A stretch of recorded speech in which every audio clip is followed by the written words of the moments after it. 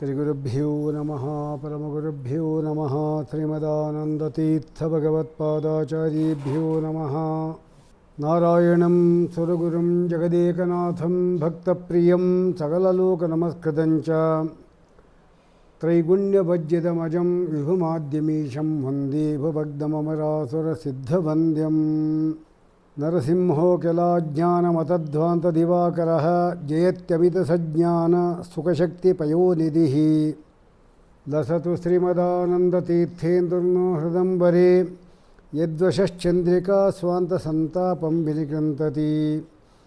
ಆಪಾದಮೂಲಿಪರ್ಯಂతం ಗುರುಣಾಮಾಕೃತಿಂ ಸ್ಮರೇತ್ ತೇನ ವಿಘ್ನಾಃ ಪ್ರಣಶ್ಯಂತಿ ಸಿದ್ಧ್ಯಂತಿ ಚ ಮನೋರಥಾಃ.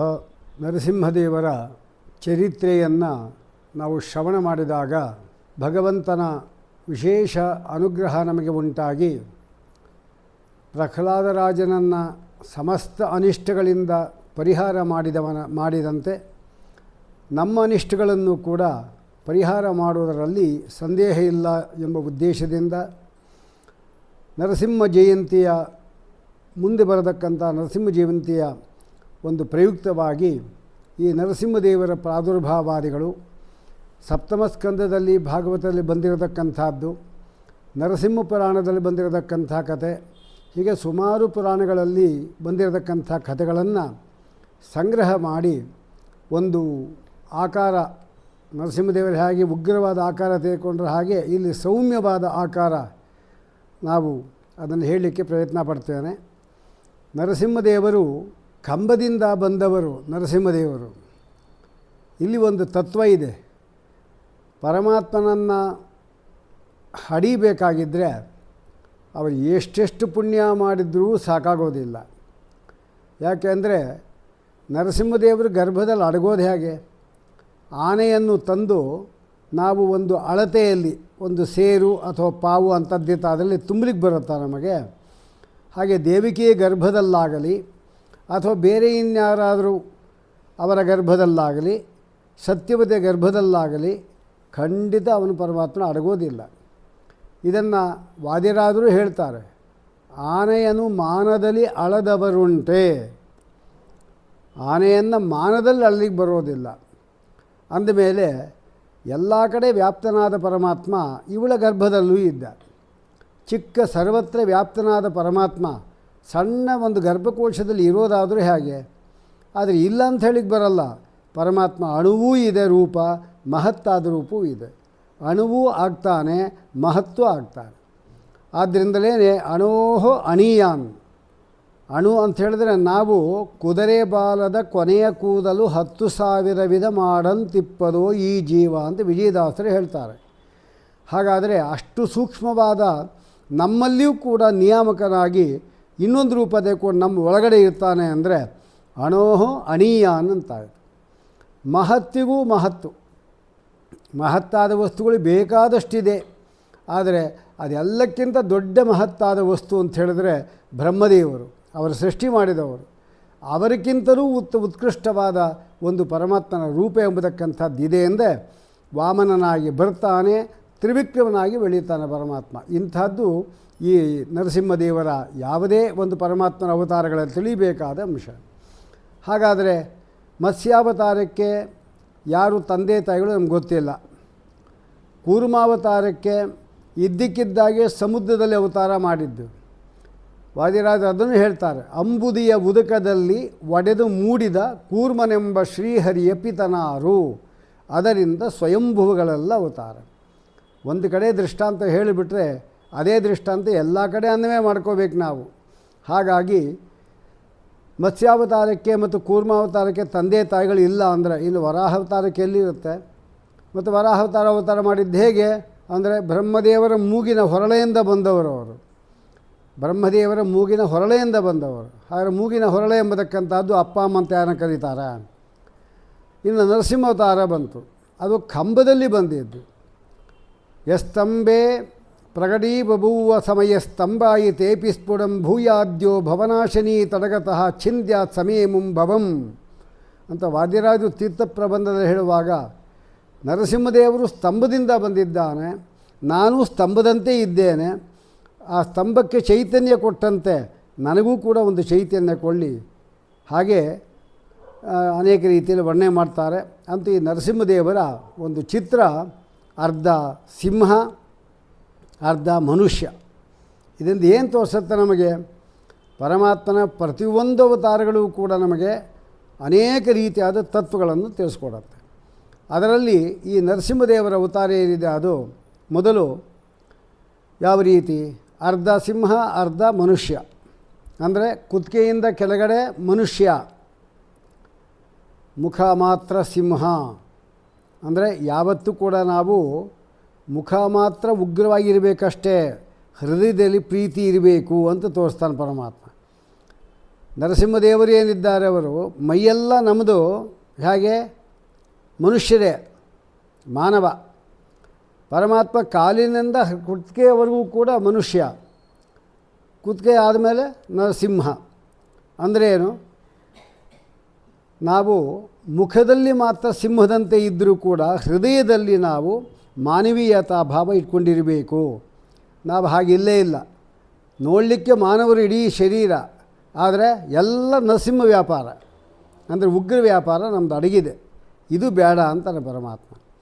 ಸ್ತಂಭದಿಂದ ಪ್ರಕಟನಾಗುವಾಗ ಪರಮಾತ್ಮ ಯಾವ ರೀತಿ ಪ್ರಕಟನ ಆದ ಅಂದರೆ ಅಲ್ಲೆಲ್ಲ ಆಧ್ಯಾತ್ಮಿಕ ಅರ್ಥಗಳೇ ನಾವು ತಗೋಬೇಕು.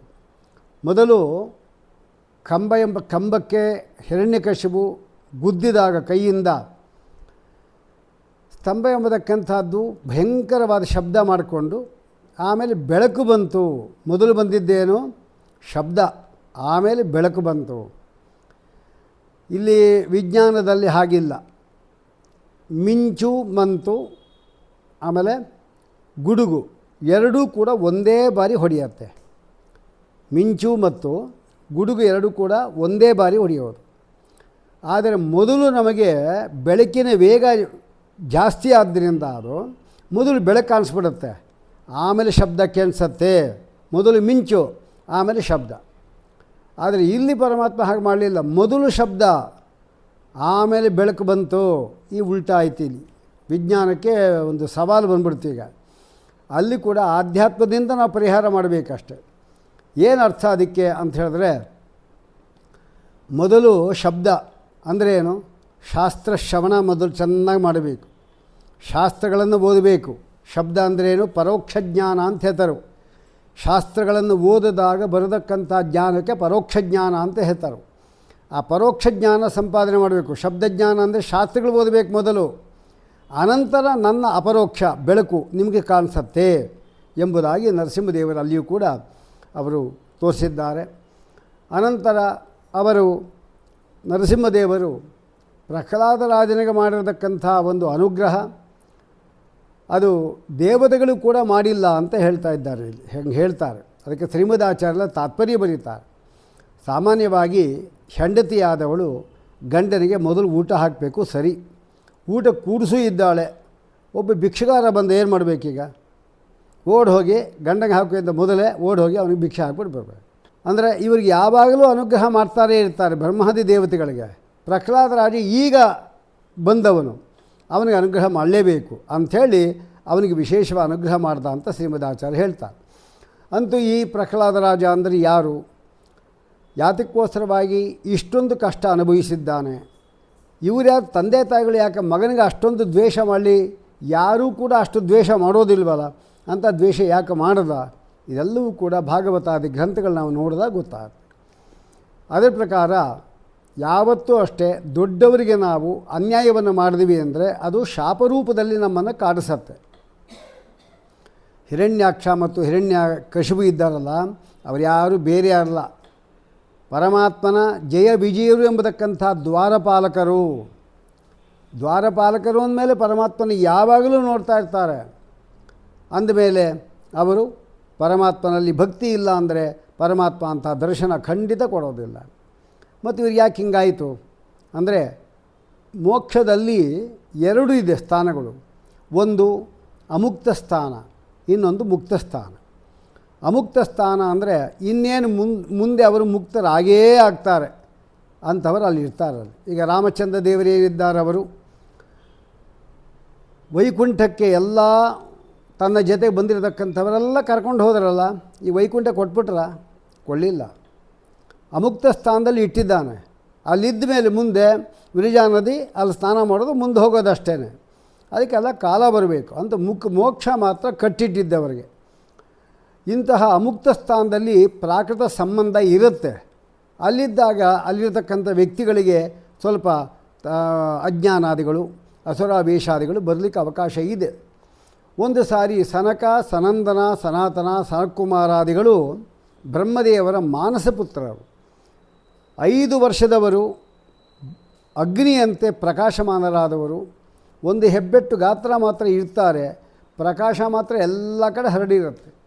ಅಂತಹ ವ್ಯಕ್ತಿಗಳು ಪರಮಾತ್ಮನನ್ನು ಭಕ್ತಿಯೋಗಿಗಳು ಅಂತ ಕರೆದಿದ್ದಾರೆ. ಅವರನ್ನು ಭಕ್ತಿಯೋಗಿಗಳು ಅಂತ. ಆದರೆ ಆ ಭಕ್ತಿಯೋಗಿಗಳಾಗ್ತಕ್ಕಂಥವರು ಪರಮಾತ್ಮ ನೋಡಬೇಕು ಅಂತ ಬಂದಾಗ ಒಂದು ಸಾರಿ ಅವರಿಗೆ ಜಯವೀಜರು ಅಲ್ಲಿ ನಿಂತ್ಕೊಂಡಿದ್ದರು. ಈಗ ಪರಮಾತ್ಮ ಯಾವುದೋ ಒಂದು ಲಕ್ಷ್ಮೀದೇವಿ ಜೊತೆಗೆ ಒಂದು ಗುಟ್ಟು ವ್ಯವಹಾರದಲ್ಲಿ ಇದ್ದಾನೆ, ಆದ್ದರಿಂದ ಈಗ ಹೋಗ್ಲಿಕ್ಕೆ ಅವಕಾಶ ಆಗೋದಿಲ್ಲ ಅಂತಂದರು.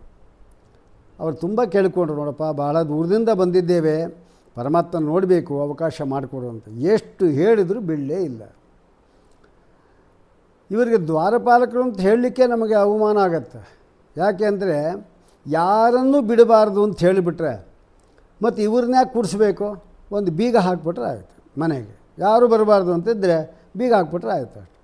ಯಾಕೆ ಈ ದ್ವಾರಪಾಲಕರನ್ನ ಇರೋದು? ಗೊತ್ತಿದ್ದವ್ರು ಯಾರಿದ್ದಾರೆ, ಪರಿಚಯಸ್ಥರು, ಅವರನ್ನು ಒಳಗಡೆ ಬಿಡಬೇಕು. ಯಾರು ಅಪರಿಚಿತ ವ್ಯಕ್ತಿಗಳು ಬಂದು ಬಿಡಬಾರ್ದು ಅಂತ ಇಷ್ಟ ತಾನೆ. ಅದು ಆ ಪ್ರಜ್ಞೆ ಇಲ್ಲ. ಒಂದು ಸಾರಿ ಲಕ್ಷ್ಮೀದೇವಿ ಬಂದಿದ್ಲು, ಪರಮಾತ್ಮನ ಸಾಕ್ಷಾತ್ ಪತ್ನಿ. ಅವಳನ್ನೇ ತಡೆದಿದ್ದಾರೆ ಈಗ ಬಿಡಲ್ಲ ಅಂತ. ಮನೆ ಯಜಮಾನಿಯನ್ನೇ ಒಳಗಡೆ ಬಿಡಲಿಲ್ಲ ಅಂದರೆ ಅದು ಯಾವ ನಾಯಿ? ಅದು ನಾಯಿ ಕೂಡ ಆ ಬುದ್ಧಿ ಇರುತ್ತೆ, ಅಂದರೆ ಯಜಮಾನಿ ಬಿಡಬೇಕು ಅಂತ. ಒಂದು ಸಾರಿ ಅವರ ಮಗ ಬಂದು ಬ್ರಹ್ಮದೇವರು, ಆಗಲೂ ಕೂಡ ತಡೆದಿದ್ದಾರೆ. ಈಗೆಲ್ಲ ಹೋಗ್ಲಿಕ್ಕಾಗಲ್ಲ ಅಂತ ಬ್ರಹ್ಮದೇವರಿಗೇನೆ ಹೀಗಂದಿದ್ದಾರೆ. ಈಗ ಬ್ರಹ್ಮನ ಮಕ್ಕಳು, ಒಂದು ತಾಯಿ, ಇನ್ನೊಂದು ಮಗ, ಇನ್ನೊಂದು ಮೊಮ್ಮಗ, ಈ 3 ಜನಕ್ಕೂ ತಡೆದಾಗ ಆಯಿತು. ಅವರಿಗೆ ಭಾರಿ ಕೋಪ ಬಂದಂತೆ ಆಯಿತು. ತಕ್ಷಣ ಇಂತಹ ಪರಮಾತ್ಮನ ಸ್ಥಾನದಲ್ಲಿರತಕ್ಕಂಥ ನೀವು ಇಷ್ಟೊಂದು ಅನ್ಯಾಯ ಮಾಡ್ತೀರಿ ನೀವು ಅಂತ ಹೇಳಿದ್ರೆ ನೀವು ಇಲ್ಲಿರ್ಲಿಕ್ಕೆ ಲಾಯಕಲ್ಲ, ಆದ್ದರಿಂದ ಭೂಮಿಯಲ್ಲಿ ಹುಟ್ಟು ಹೋಗ್ರಿ ದೈತ್ಯರಾಗಿ ಅಂತ ಶಾಪ ಕೊಟ್ಟರು. ಲಕ್ಷ್ಮೀದೇವಿ ಪರಮಾತ್ಮ ಹೇಳ್ತಾನೆ, ನೋಡು ಸ್ವಾಮಿ ಅಲ್ಲೇನೋ ಗಲಾಟೆ ಆಗ್ತಾಯಿದೆ ಬನ್ನಿ ಅಂತ. ಆ ಪರಮಾತ್ಮನೇ ಹೊರಗಡೆ ಬರ್ತಾನೆ. ಅಂದರೆ ಏನು? ಮೋಕ್ಷಕ್ಕೆ ಯಾವತ್ತೂ ಕೂಡ ಅವರನ್ನು ಕರ್ಕೊಂಡು ಹೋಗಲ್ಲ, ಮುಕ್ತರಾಗಿಲ್ಲ ಅಂತ ಕರ್ಕೊಂಡು ಹೋಗಲ್ಲ. ಅಲ್ಲಿ ಅವನೇ ಬರ್ತಾನೆ ಎದ್ದಷ್ಟೇ, ಎಲ್ಲ ಯಾವಾಗಲೂ ಅಷ್ಟೇ. ಬಂದು ಏನು ಗಲಾಟೆ ಅಂತೆಲ್ಲ ಕೇಳ್ದ. ಆಗ ಸನಕಾದಿಗಳು ಹೇಳ್ತಾರೆ, ಸ್ವಾಮಿ ನಿಮ್ಮ ದರ್ಶನಕ್ಕೆ ಅಂತ ಬಹಳ ದೂರದಿಂದ ಬಂದ್ವಿ, ಇವನು ತಡೆದಿದ್ದಾನೆ, ನಾವು ಶಾಪ ಕೊಟ್ಬಿಟ್ಟಿದ್ದೇವೆ, ನಮ್ಮದು ತಪ್ಪಾಗಿದ್ದು ನಮಗೇ ಶಾಪ ಕೊಡೋ, ಅಥವಾ ಶಾಪವನ್ನೇ ಪರಿಹಾರ ಮಾಡಬೇಡ ಅವರಿಗೆ, ನೀನು ಯಾವುದಕ್ಕೆ ಹೇಳಿದ್ರು ನಾವು ತಯಾರಿದ್ದೇವೆ ಅಂದರು. ಆಗ ಪರಮಾತ್ಮ ಹೇಳ್ತಾನೆ, ನೀವು ಎಲ್ಲರೂ ಕೂಡ ನನ್ನ ಬಾಯಿಂದ ಹುಟ್ಟಿದವರು, ಬ್ರಾಹ್ಮಣರು ಬಾಯಿಂದ ಹುಟ್ಟಿದವರು. ನಿಮ್ಮ ಮಾತೇನಿದೆ ಅದೇ ನನ್ನ ಮಾತು. ಬ್ರಾಹ್ಮಣರಿಗೆ ವಿರೋಧ ಮಾಡತಕ್ಕಂಥ ನನ್ನ ಕೈಯನ್ನೇ ಬೇಕಾದ್ರೆ ಕತ್ತರಿಸ್ತೇನೆ ಅಂತಾನೆ. ಕೈ ಕತ್ತರಿಸೋದಲ್ಲ, ಪರಮಾತ್ಮನ ಕೈ ಅವನಂತೆ ಅಚ್ಛೇದ್ಯ ಅಭೇದ್ಯವಾದದ್ದು, ಯಾವ ಆಯುಧಕ್ಕೂ ಸಿಗೋದಿಲ್ಲ. ಮತ್ತು ಕೈಯಿಂದ ಹುಟ್ಟಿರತಕ್ಕಂಥ ಕ್ಷತ್ರಿಯರೇ ಬೇಕಾರಾಗಿರಲಿ, ಅವರು ನಿಮಗೆ ಅನ್ಯಾಯ ಮಾಡೋದು ನಾನು ಆಚರಿಸೋದಿಲ್ಲ. ಆದರೆ ನೀವು ಕೊಟ್ಟ ಶಾಪನೇ ಕೊಟ್ಟದು. ಜೈ ವಿಜಯರೇ, ನಿಮಗೆ 7 ಜನ್ಮ ಭೂಮಿಲಿ ಅವತಾರ ಮಾಡಿ ನನ್ನ ಭಕ್ತರಾಗಿರ್ತೀರೋ, ಅಂದರೆ ನನ್ನ ಭಕ್ತರಾಗಿ 7 ಜನ್ಮ ಅವತಾರ, ಅಥವಾ ನನ್ನನ್ನು ದ್ವೇಷ ಮಾಡಿಕೊಂಡು 3 ಜನ್ಮದಲ್ಲಿ ನೀವು ಇರ್ತೀರೋ, ಆಮೇಲೆ ಇಲ್ಲಿ ಬರ್ಬೋದು ಅಂತ ಅವರು ಆಲೋಚನೆ ಮಾಡಿದ್ರು. 7 ಜನ್ಮ ಎತ್ತಬೇಕಾ ಭೂಮಿಯಲ್ಲಿ? ಪ್ರತಿ ದಿವಸ ನಿನ್ನ ದರ್ಶನ ಆಗುತ್ತಲ್ಲ, ಭೂಮಿಯಲ್ಲಿ ಎಲ್ಲಿದೆ ದರ್ಶನ?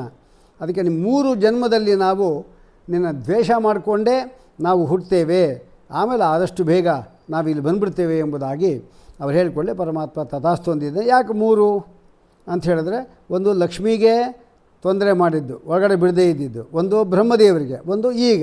ಅದಕ್ಕೆ 3 ಜನ್ಮಗಳಲ್ಲಿ ದೈತ್ಯರಾಗಿ ಹುಟ್ಟಬೇಕು. ಅದರ ಪ್ರಕಾರವಾಗಿ ಹಿರಣ್ಯಾಕ್ಷ, ಹಿರಣ್ಯಕಶಿಪು ಅಂತ ರಾಕ್ಷಸರಾಗಿ ಹುಟ್ಟಿದ್ರು ಮೊದಲು.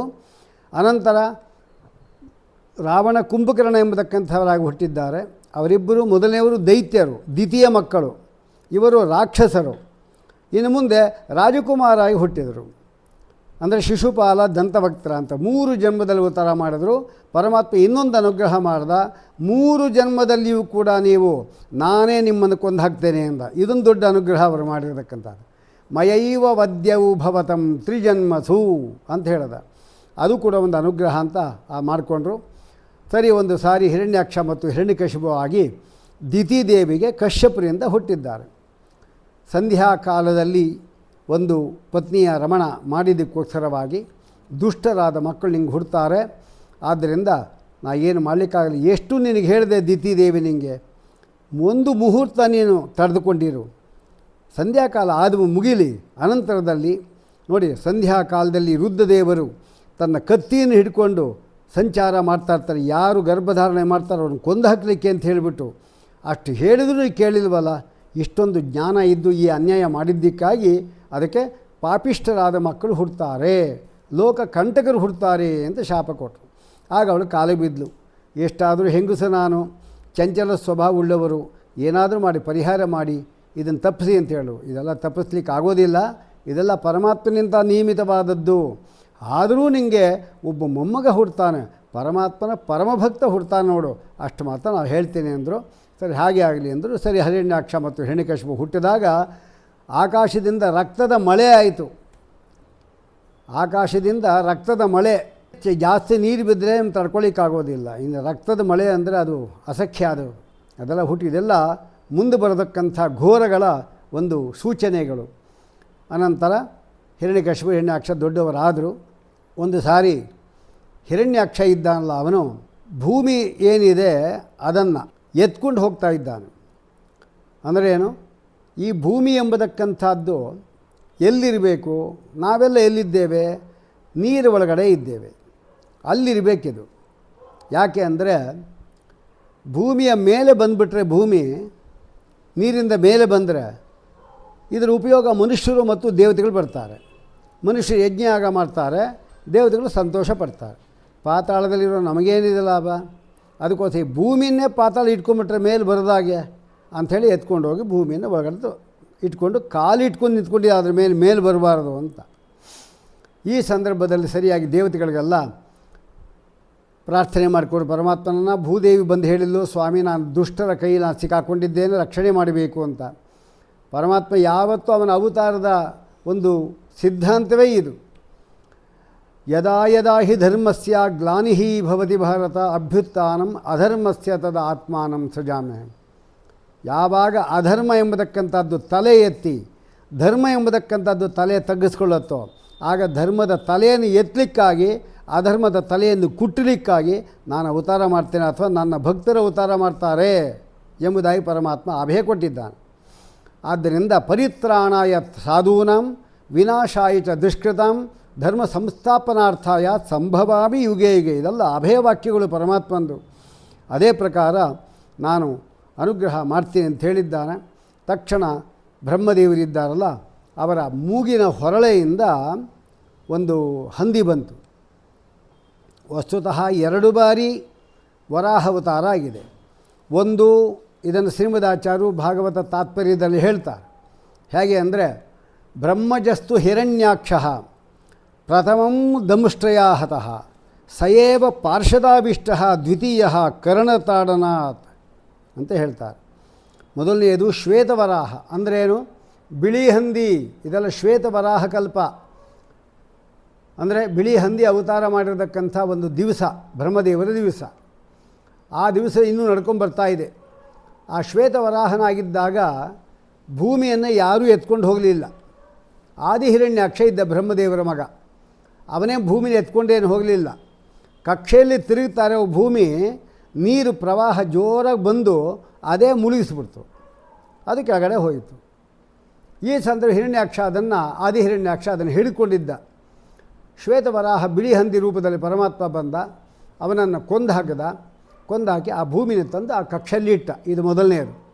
ಈ ಆದಿಹಿರಣ್ಯಾಕ್ಷ ಸತ್ತ ಮೇಲೆ ಕಾಯ್ತಾ ಇದ್ದ, ಯಾರಿದ್ದಾರೆ ಅವರ ದೇಹದಲ್ಲಿ ಪ್ರವೇಶ ಮಾಡಲಿಕ್ಕೆ ಅಂತ ಕಾಯ್ತಾ ಇದ್ದ.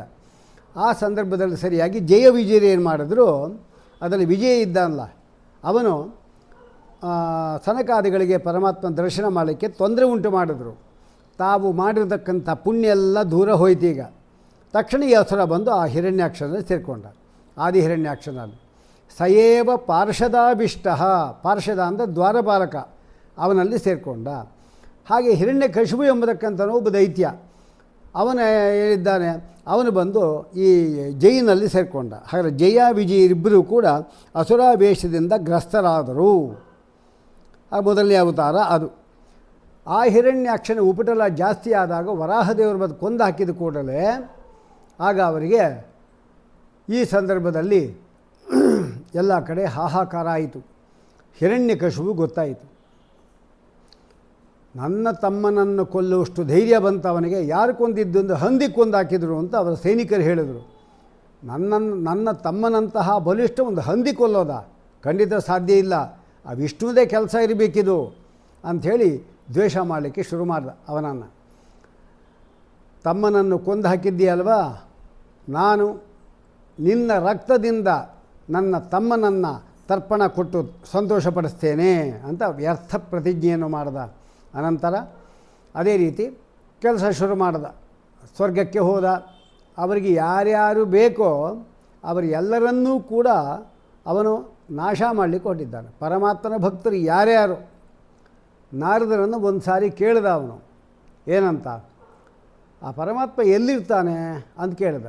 ಈ ನಾರದರು ಅವನ ಪಾಪ ಹೆಚ್ಚಿಸಬೇಕಲ್ವ, ಅದಕ್ಕೋಸ್ಕರ ಏನರು ಪರಮಾತ್ಮ ಸಾಲಿಗ್ರಾಮದಲ್ಲಿ ಇರ್ತಾನೆ, ತುಳಸಿ ಬೃಂದಾವನದಲ್ಲಿ ಇರ್ತಾನೆ, ಗೋವನಲ್ಲಿರ್ತಾನೆ, ಅಶ್ವತ್ಥ ವೃಕ್ಷದಲ್ಲಿ ಇರ್ತಾನೆ, ಆಮೇಲೆ ಬ್ರಾಹ್ಮಣರಲ್ಲಿ ಇರ್ತಾರೆ, ಹೀಗೆ ಎಲ್ಲ ಒಂದು ಜಾಗಗಳು, ತುಳಸಿ ಬೃಂದಾವನ ಅದು ಕೂಡ ಹೇಳಿದರು, ಎಲ್ಲ ಕಡೆ ಇದ್ದಾರೆ ಎಂದು. ಅವತ್ತೇ ಶುರು ಮಾಡಿದ ಅವನು. ಅವರ ಮನೆಯಲ್ಲಿ ಲಕ್ಷ್ಮೀ ನರಸಿಂಹದೇವರ ಸಾಲಿಗ್ರಾಮ ಹಿಂದಿನಿಂದ ಪೂಜೆ ಮಾಡಿದ್ದಿತ್ತು. ಸಾಲಿಗ್ರಾಮದಲ್ಲಿ ವಿಷ್ಣು ಇರ್ತಾನೆ ಅಂತ ಹೇಳಿದ್ರಲ್ಲ, ಆ ಸಾಲಿಗ್ರಾಮ ತೊಗೊಂಬಂದ ದೊಡ್ಡ ಬಂಡೆಯಿಂದ ಅದನ್ನು ಕುಟ್ಟಿ ಪುಡಿ ಪುಡಿ ಮಾಡಾಕ್ಬಿಟ್ಟ. ವಿಷ್ಣು ಸತ್ತ ಅಂತ ಅಂದ್ಕೊಂಡ. ಅಶ್ವತ್ಥ ವೃಕ್ಷ, ದೊಡ್ಡ ಅಶ್ವತ್ಥ ವೃಕ್ಷ ಬೆಳೆದಿತ್ತು, ಎಲ್ಲರಿಗೂ ಉಪಕಾರಿಯಾಗಿ. ಅದನ್ನು ಕಾಲಿಂದ ಒದ್ದು ಆ ವೃಕ್ಷವನ್ನು ಬೀಳಿಸ್ತ. ವಿಷ್ಣು ಸತ್ತ ಅಂದ. ಅಶ್ವತ್ಥ ವೃಕ್ಷ ಇದ್ದೇ ಇದ್ದಾರಲ್ಲ, ತ್ರಿಮೂರ್ತಿಗಳು ಇದ್ದೇ ಇದ್ದಾರೆ. ಅದಾದ ಮೇಲೆ ಒಬ್ಬ ಬ್ರಾಹ್ಮಣ ತನ್ನ ಮಗನನ್ನು ಕರೆದುಕೊಂಡು, ನಮ್ಮದು ಉಪನಯನ ಇದೆ ಮಗಂದು, ಸ್ವಲ್ಪ ಧನ ಸಹಾಯ ಬೇಕು ಅಂತ ಕೇಳಿದ್ರು. ಕೂತ್ಕೊಡ್ರಿ ಅಂತ ಹೇಳಿಬಿಟ್ಟು ಹೋಗಿ ಕೋಶಾಗಾರಕ್ಕೆ ಹೋಗಿ ಕತ್ತಿ ತಂದು ಆ ಬ್ರಾಹ್ಮಣನ ಆ ಒಟ್ಟು ಒಂದು ಇಬ್ಬರು ಕೊಂದಾಕ್ಬಿಟ್ಟ. ವಿಷ್ಣು ಸತ್ತ. ಅವನ ಹೆಂಡತಿ ಕಯಾದು ಇದ್ದಾಳಲ್ಲ, ಅವಳು ಒಳ್ಳೆ ರೀತಿಯಾದ ಬೃಂದಾವನವನ್ನು ಮಾಡಿ, ತುಳಸಿ ಬೃಂದಾವನ ಮಾಡಿ ಪ್ರದಕ್ಷಿಣ ನಮಸ್ಕಾರಾದಿಗಳು ದೀಪ ಹಚ್ಚೋದೆಲ್ಲ ಮಾಡ್ತಾಯಿದ್ಲು. ಆದರೆ ಇವನು ಹೋಗಿ ಆ ಬೃಂದಾವನವನ್ನು ಅಷ್ಟೇ ಕೈಯಿಂದ ಕಾಲಿಂದ ಒದ್ದು ಪುಡಿ ಪುಡಿ ಮಾಡಾಕ್ಬಿಟ್ಟ. ಅವನೆಲ್ಲ ಸತ್ತ ಅಂದ. ಹೀಗೆ ಯಾವುದೇ ಪರಮಾತ್ಮನ ಒಂದು ಸನ್ನಿಧಾನವುಳ್ಳದ್ದು ಅಂತಿದೆ, ಅದೆಲ್ಲವನ್ನು ನಾಶ ಮಾಡ್ತಾ ಬಂದ. ಇದರಿಂದ ಪಾಪ ಎಂಬುದು ಜಾಸ್ತಿ ಆಗ್ತಾ ಇದೆ ಅಂತಾಯಿತು. ಈ ಮಧ್ಯದಲ್ಲಿ ಸ್ವರ್ಗಕ್ಕೆ ಹೋದ. ಅಲ್ಲಿರತಕ್ಕಂಥ ಇಂದ್ರದೇವರನ್ನು, ಅಷ್ಟದಿಕ್ಪಾಲಕರನ್ನು ಕೂಡ ಸೋಲಿಸಿ ತಂದು ತನ್ನ ಪಾದದತ್ತ ದಾಸರನ್ನಾಗಿ ಮಾಡಿಕೊಂಡ. ನಾನು ಹೇಳಿದಾಗ ಮಳೆ ಬೀಳಿಸಬೇಕು, ನಾನು ಹೇಳಿದಾಗ ಮಳೆ ಬರ್ಕೊಡ್ದು, ನಾನು ಹೇಳಿದಾಗ ಗಾಳಿ ಬೀಸಬೇಕು, ಹೀಗೆ ಆಜ್ಞೆ ಮಾಡ್ದ. ನಾನು ಉತ್ತಿಗಿತ್ತಿ ಬಿತ್ತಿ ಏನು ಮಾಡೋದಿಲ್ಲ, ಸುಮ್ಮನೆ ನಾನು ನೋಡಿದ ಕೂಡಲೇ ಎಲ್ಲ ಬೆಳೆಗಳು ಬೆಳೆದು ಬಿಡಬೇಕು, ಹಾಗೆಲ್ಲ ನೀವು ಮಾಡಬೇಕು ಅಂಥೇಳಿ ಎಲ್ಲರನ್ನೂ ಕೂಡ ಭಯಪಡಿಸಿ ಅವನು ಇಷ್ಟು ದುಷ್ಟನಾಗಿದ್ದಾನೆ. ಈ ಮಧ್ಯದಲ್ಲಿ ಲಕ್ಷ್ಮೀ ಒಂದು ಸಾರಿ ಅಮುಕ್ತ ಸ್ಥಾನಕ್ಕೆ ಎಲ್ಲಿ ಇದ್ದ ಅವನು ಅಲ್ಲೇ ಬಂದ. ಬರುವಾಗ ಲಕ್ಷ್ಮೀದೇವಿ ಹೊರಗಡೆ ಇದ್ಲು. ಪರಮಾತ್ಮ ಏನು ಮಾಡ್ದ, ಅವನು ಮರೆಯಾಗ್ಬಿಟ್ಟ, ಅವನು ಕಾಣಿಸ್ಲಿಲ್ಲ. ಅಮುಕ್ತ ಸ್ಥಾನದಲ್ಲಿರ್ತಕ್ಕಂಥ ಪರಮಾತ್ಮ ಕಾಣಿಸ್ಲಿಲ್ಲ. ಅವನು ಲಕ್ಷ್ಮೀದೇವಿನಿಗೆ ಕೇಳ್ದ, ಎಲ್ಲಿ ನಿನ್ನ ಗಂಡ ಎಲ್ಲಿ ಅಂತ ಕೇಳ್ದ. ಇಲ್ಲೇ ಇದ್ದಾರೆ, ಅವರೆಲ್ಲಿ ಹೋಗ್ತಾರೆ, ಸರ್ವತ್ರ ವ್ಯಾಪ್ತರು ಅಂತಾರೆ. ನನಗೇ ನೀನು ಉಪದೇಶ ಮಾಡಲಿಕ್ಕೆ ಬರ್ತೀಯಾ, ಇದ್ದು ಕಾಣಿಸ್ಬೇಕೋ ಇಲ್ವೋ, ಅದಕ್ಕೋಸ್ಕರ ಅವನು ಇಲ್ಲ, ಬಂದ ತಕ್ಷಣ ನಂಗೆ ಹೇಳು ಅಂತ ಹೇಳಿಬಿಟ್ಟು ಅವಳ ಜಡೆಯನ್ನು ಎಳೆದು ಬಂದ. ಜಡೆ ಎಳೆದು ಬಂದ. ಆಗ ಅವಳು ಪ್ರತಿಜ್ಞೆ ಮಾಡಿದ್ಲು, ಯಾವ ಜಡೆಯನ್ನು ನೀನು ಎಳೆದಿದ್ದಿ, ನಿನ್ನ ರಕ್ತದಿಂದ ನನ್ನ ತಲೆಗೆ ರಕ್ತವನ್ನು ಲೇಪನ ಮಾಡಿ, ನಿನ್ನ ಹಲ್ಲೇನಿದೆ ಅದೇ ಬಾಚಣಿಕೆ ಮಾಡಿ, ನಿನ್ನ ಹೃದಯ ಅಂತರಮಾಲೆ ಇದಲ್ಲ ಅದನ್ನು ಪುಷ್ಪವನ್ನಾಗಿ ಮುಡಿಸುವವರೆಗೂ ಈ ಜಡೆ ಹಾಗೆ ಇಟ್ಟಿರ್ತೇನೆ ನಾನು ಎಂಬುದಾಗಿ ಅವಳು ಹೇಳಿದ್ಲು. ಇದೆಲ್ಲ ಭಾಗವತದಲ್ಲಿ ಸಿಗುವಂಥದ್ದಲ್ಲ. ಕೆಲವು ಸಾರಿ ಕಾಳಿಕಾ ಪುರಾಣ ಅಂತಿದೆ, ಅಲ್ಲಿ ಸಿಗುತ್ತೆ. ಉಪಪುರಾಣಗಳಲ್ಲಿ ಮತ್ತು ಔಪಪುರಾಣಗಳಲ್ಲಿ ಈ ಕಥೆಗಳು ಸಿಗತ್ತೆ. ಅದೇ ಪ್ರಕಾರ ನಿನ್ನ ಏನು ಮಾಡ್ತೀನಿ ಪ್ರತಿಜ್ಞೆ ಮಾಡಿ ಅಂಥೇಳಿ ಬೈದ್ಬಿಟ್ಟು ಬಂದಾದ ಮೇಲೆ ಶುಕ್ರಾಚಾರ್ಯಗೆ ಎಲ್ಲ ವಿಚಾರವನ್ನು ತಿಳಿದ. ಶುಕ್ರಾಚಾರ್ಯ ಹೇಳ್ತಾರೆ, ಏನಪ್ಪ ಆ ವಿಷ್ಣುವನ್ನು ಸಿಗಲಿಲ್ವಾ ನಿಮಗೆ? ಅವನು ಹೊಡೆದು ಬಂದುಬಿಡ್ಬೇಕಾಗಿತ್ತು ಅಂತ ಅವರು. ಅದಕ್ಕೆ ಹೋದೆ ಸಿಗಲಿಲ್ಲ ಅಂದ. ಅವನ್ನೆಲ್ಲ ಅಷ್ಟು ಸುಲಭದಲ್ಲಿ ಹೊಡೆಯೋಕ್ಕಾಗಲ್ಲ, ನನ್ನ ಬಲ ಸಾಕಾಗಲ್ಲವ ಅಂದ. ಖಂಡಿತ ಸಾಕಾಗಲ್ಲ, ಅದಕ್ಕೇನು ಮಾಡಬೇಕು? ತಪಸ್ಸು ಮಾಡು ಅಂತ ಕೇಳಿದ್ರು. ಆಗ ಅವನೇನು ಮಾಡ್ದ, ತನ್ನ ಹೆಂಡತಿಗೆ ಹೇಳ್ದ, ಕಯಾದುವಿಗೆ, ನಾನು 10,000 ವರ್ಷ ತಪಸ್ಸು ಮಾಡಲಿಕ್ಕೆ ಹೋಗ್ತಾ ಇದ್ದೇನೆ, ನಾನು ಬರೋದಿಲ್ಲ, ಗಾಬರಿ ಆಗಬೇಡ, ನನಗೇನು ಆಗೋದಿಲ್ಲ ಅಂಥೇಳಿ ತಪಸ್ಸು ಮಾಡಲಿಕ್ಕೆ ಅಂತ ಹೋದ. ಮಂದರದ್ರೋಣಿ ಅಂತಿದೆ, ಅಲ್ಲಿಗೆ ಹೋದ. ಮಂದರದ್ರೋಣಿಗೆ ಹೋಗಿ ಒಂದು ಕಾಲಿನಲ್ಲಿ ನಿಂತ್ಕೊಂಡು, ಒಂದು ಕಾಲ ಒಂದು ಹೆಬ್ಬೆಟ್ಟು, ಅಂಗುಷ್ಟ ಅವನಿ ಅಂತ ಕರೀತಾರೆ, ಭೂಮಿಯಲ್ಲಿ ಅಂಗುಷ್ಟ ಇಟ್ಟಿದ್ದು. ಆಮೇಲೆ ಕೈಗಳನ್ನು ಮೇಲೆ ಎತ್ತದೆ, ಎರಡು ಕೈಗಳನ್ನು, ಓಂ ನಮೋ ಬ್ರಹ್ಮದೇವಾಯ ಎಂಬುದಾಗಿ ಬ್ರಹ್ಮದೇವನ ತಪಸ್ಸು ಮಾಡಿದ. 10,000 ವರ್ಷ ತಪಸ್ಸು ಮಾಡಿದಾಗ ಅವನ ತಪಸ್ಸೇನಿದೆ ಅದನ್ನು ಭಂಗ ಮಾಡಬೇಕು ಅಂಥೇಳಿ ಎಲ್ಲ ರೀತಿಯಾದ ಅಪ್ಸರಾ ಸ್ತ್ರೀಗಳನ್ನೂ ಕಳಿಸ್ಕೊಟ್ಟ. ಆದರೆ ಯಾರೂ ಕೂಡ ಅಪ್ಸರಾ ಸ್ತ್ರೀಯರು ಅವನನ್ನು ಮೆಚ್ಚಿಸಲಿಕ್ಕೆ, ಅವನ ಮುಟ್ಲಿಕ್ಕೆ ಕೂಡ ಸಮರ್ಥರಾಗಲಿಲ್ಲ. ಕಡೆಗೆ ಅವನ ತಪಸ್ಸಿನ ಜ್ವಾಲೆ ಒಂದೊಂದೇ ಲೋಕಕ್ಕೆ ಹೋಗಲಿ, ಬ್ರಹ್ಮಲೋಕದತ್ತು ಹೋಯಿತು. ನಮಗಿಲ್ಲಿ ಏನು ತಪಸ್ಸು, ಎಷ್ಟೋ ಜನ ತಪಸ್ಸು ಮಾಡ್ತಾ ಇರ್ತಾರೆ, ಯಾರ್ದು ಕೂಡ ತಪೋಜ್ವಾಲೆ ಆಕಾಶಾದಿಗಳಿಗೆ ಮೇಲೆ ಹೋಗೋದಿಲ್ಲ. ಇವಂದು ಯಾಕೆ ಹೋಯಿತು ಅಂತ ಹೇಳಿದ್ರೆ, ಯಾರು ತಪಸ್ಸನ್ನು ಮಾಡುವಾಗ ಲೋಕಕ್ಕೆ ಕ್ಷೇಮವಾಗಲಿ ಅಂತ ಮಾಡಿರ್ತಾರೆ, ಅವರ ತಪಸ್ಸೇನಿದೆ ಜ್ವಾಲೆ ಹೋಗೋದಿಲ್ಲ. ಆದರೆ ಯಾರ ತಪಸ್ಸು ಎಂಬತಕ್ಕಂಥದ್ದು ಯಾವುದಾದ್ರೂ ಒಂದು ಕಾಮನೆ ಇಟ್ಕೊಂಡು ತಪಸ್ಸು ಮಾಡಿರ್ತಾರೆ, ಅವರ ತಪೋಜ್ವಾಲೆ ಮಾತ್ರ ಲೋಕಗಳನ್ನು ಸುಳ್ಳಲಿಕ್ಕೆ ಹೋಗುತ್ತೆ ಅಂತ ಹೇಳಿದ್ದಾರೆ. ಅದೇ ರೀತಿ ಬ್ರಹ್ಮದೇವರು ಗೊತ್ತಾಯಿತು, ದೇವತೆಗಳೆಲ್ಲ ಭಯಪಟ್ಟರು. ಏನು ಭಯಪಡಬೇಡಿ, ನಾನೇ ಬರ್ತೀನಿ ಅಂತ ಮೊದಲು ಪರಮಾತ್ಮನ ಹತ್ರ ಹೋದರು. ಮೊದಲು ಪರಮಾತ್ಮ ಕೂಡ ಇಲ್ಲ, ಅವಕಾಶ ಬರುತ್ತೆ ಅಂತ ಹೇಳ್ದ. ಸರಿ, ಬ್ರಹ್ಮದೇವರು ಬಂದರವನ ಹತ್ರ ಹಂಸವಾಹನದಲ್ಲಿ. ಆಗ ಅವರು ಹೇಳ್ತಾರೆ, ತಪಸ್ಸಿದ್ದೋಸಿ ಅಂದರೆ ನೀನು ಮಾಡಿರತಕ್ಕಂಥದ್ದೇನಿದೆ ತಪಸ್ಸು, ಅದು ಯಾರೂ ಮಾಡಿಲ್ಲ. ಆದ್ದರಿಂದ ನಿನಗೆ ವಿಶೇಷವಾಗಿ ಅನುಗ್ರಹವನ್ನು ಮಾಡ್ತಾ ಇದ್ದೇನೆ, ನಿಂಗೇನು ವರ ಬೇಕೋ ಅದನ್ನು ಕೇಳು ಅಂತ ಕೇಳ್ತಾನೆ. ವರ ಕೇಳಿಕೊಂಡು ಏನು ಹೇಳಬೇಕು ಅವನು? ಭೂತೇಭ್ಯ ತ್ವದ್ವಿಶಿಷ್ಟೇಭ್ಯ ಮೃತ್ಯುರ್ಮಾ ಭೂನ್ ಮಮ ಪ್ರಭೋ. ಒಂದೇ ಅವನು ಕೇಳಿದ್ದು ಮೊದಲು, ನನಗೆ ಅವಧ್ಯತ್ವ ಕೊಡು ಅಂದ. ಬ್ರಹ್ಮದೇವರು ಹೇಳಿದರು, ಅವಧ್ಯತ್ವ ಆಗೋದಿಲ್ಲ, ಬೇರೆ ಯಾವುದನ್ನು ಕೇಳು. ಹಾಗಾದರೆ ಹೀಗೆ ಮಾಡು, ನೀನು ಸೃಷ್ಟಿ ಮಾಡಿರುವಾಗ ಯಾವ ವಸ್ತುಗಳಿಂದಲೂ ನನಗೆ ಮರಣ ಬರಬಾರದು. ಮತ್ತು ಎಲ್ಲ ಬ್ರಹ್ಮದೇವ ಸೃಷ್ಟಿ ಮಾಡಿದ್ದೆ, ಮತ್ತು ಅವಧ್ಯತ್ವ ಬಂದಾಗ ಆಯಿತು ಅಲ್ವಾ? ಹಾಗಾಗಿ ಯಾವಾಗ ಬ್ರಹ್ಮದೇವರಿಂದ ಸೃಷ್ಟವಾದ ವಸ್ತುಗಳಿಂದ ಮರಣ ಬರಬಾರ್ದು ಅಂದರೆ ಅವಧ್ಯತ್ವ ಕೊಟ್ಟಾಗೆ ಆಯಿತಲ್ಲ ಅಂದರೆ ಹೌದು ಆಯಿತು. ಆದರೆ ಅವನು ಯಾರು ಕೊಂದಾಕಿದ್ದು? ಬಂದು ಪರಮಾತ್ಮ ಬಂದು ಕೊಂದಾಕಿದ್ದು. ಪರಮಾತ್ಮನನ್ನು ಬ್ರಹ್ಮದೇವ ಸೃಷ್ಟಿ ಮಾಡಿದ್ದಾರಾ? ಇಲ್ಲ. ಅದಕ್ಕೇನಂದು ಬ್ರಹ್ಮದೇವರು, ಆಯಿತು ನಾನು ಸೃಷ್ಟಿ ಮಾಡಿರುವ ಯಾವ ವಸ್ತುಗಳು ನಿಂಗೆ ಮರಣ ಬರೋದಿಲ್ಲ, ನಮ್ಮ ಅಪ್ಪನಿಂದ ಬರುತ್ತೆ ಹೋಗಿ ನಿಂಗೆ ಅಂತ. ಅವರಪ್ಪ ನೀವು ಸೃಷ್ಟಿ ಮಾಡಿಲ್ವಲ್ಲ, ಆ ರೀತಿ ಅರ್ಥ ಮಾಡು.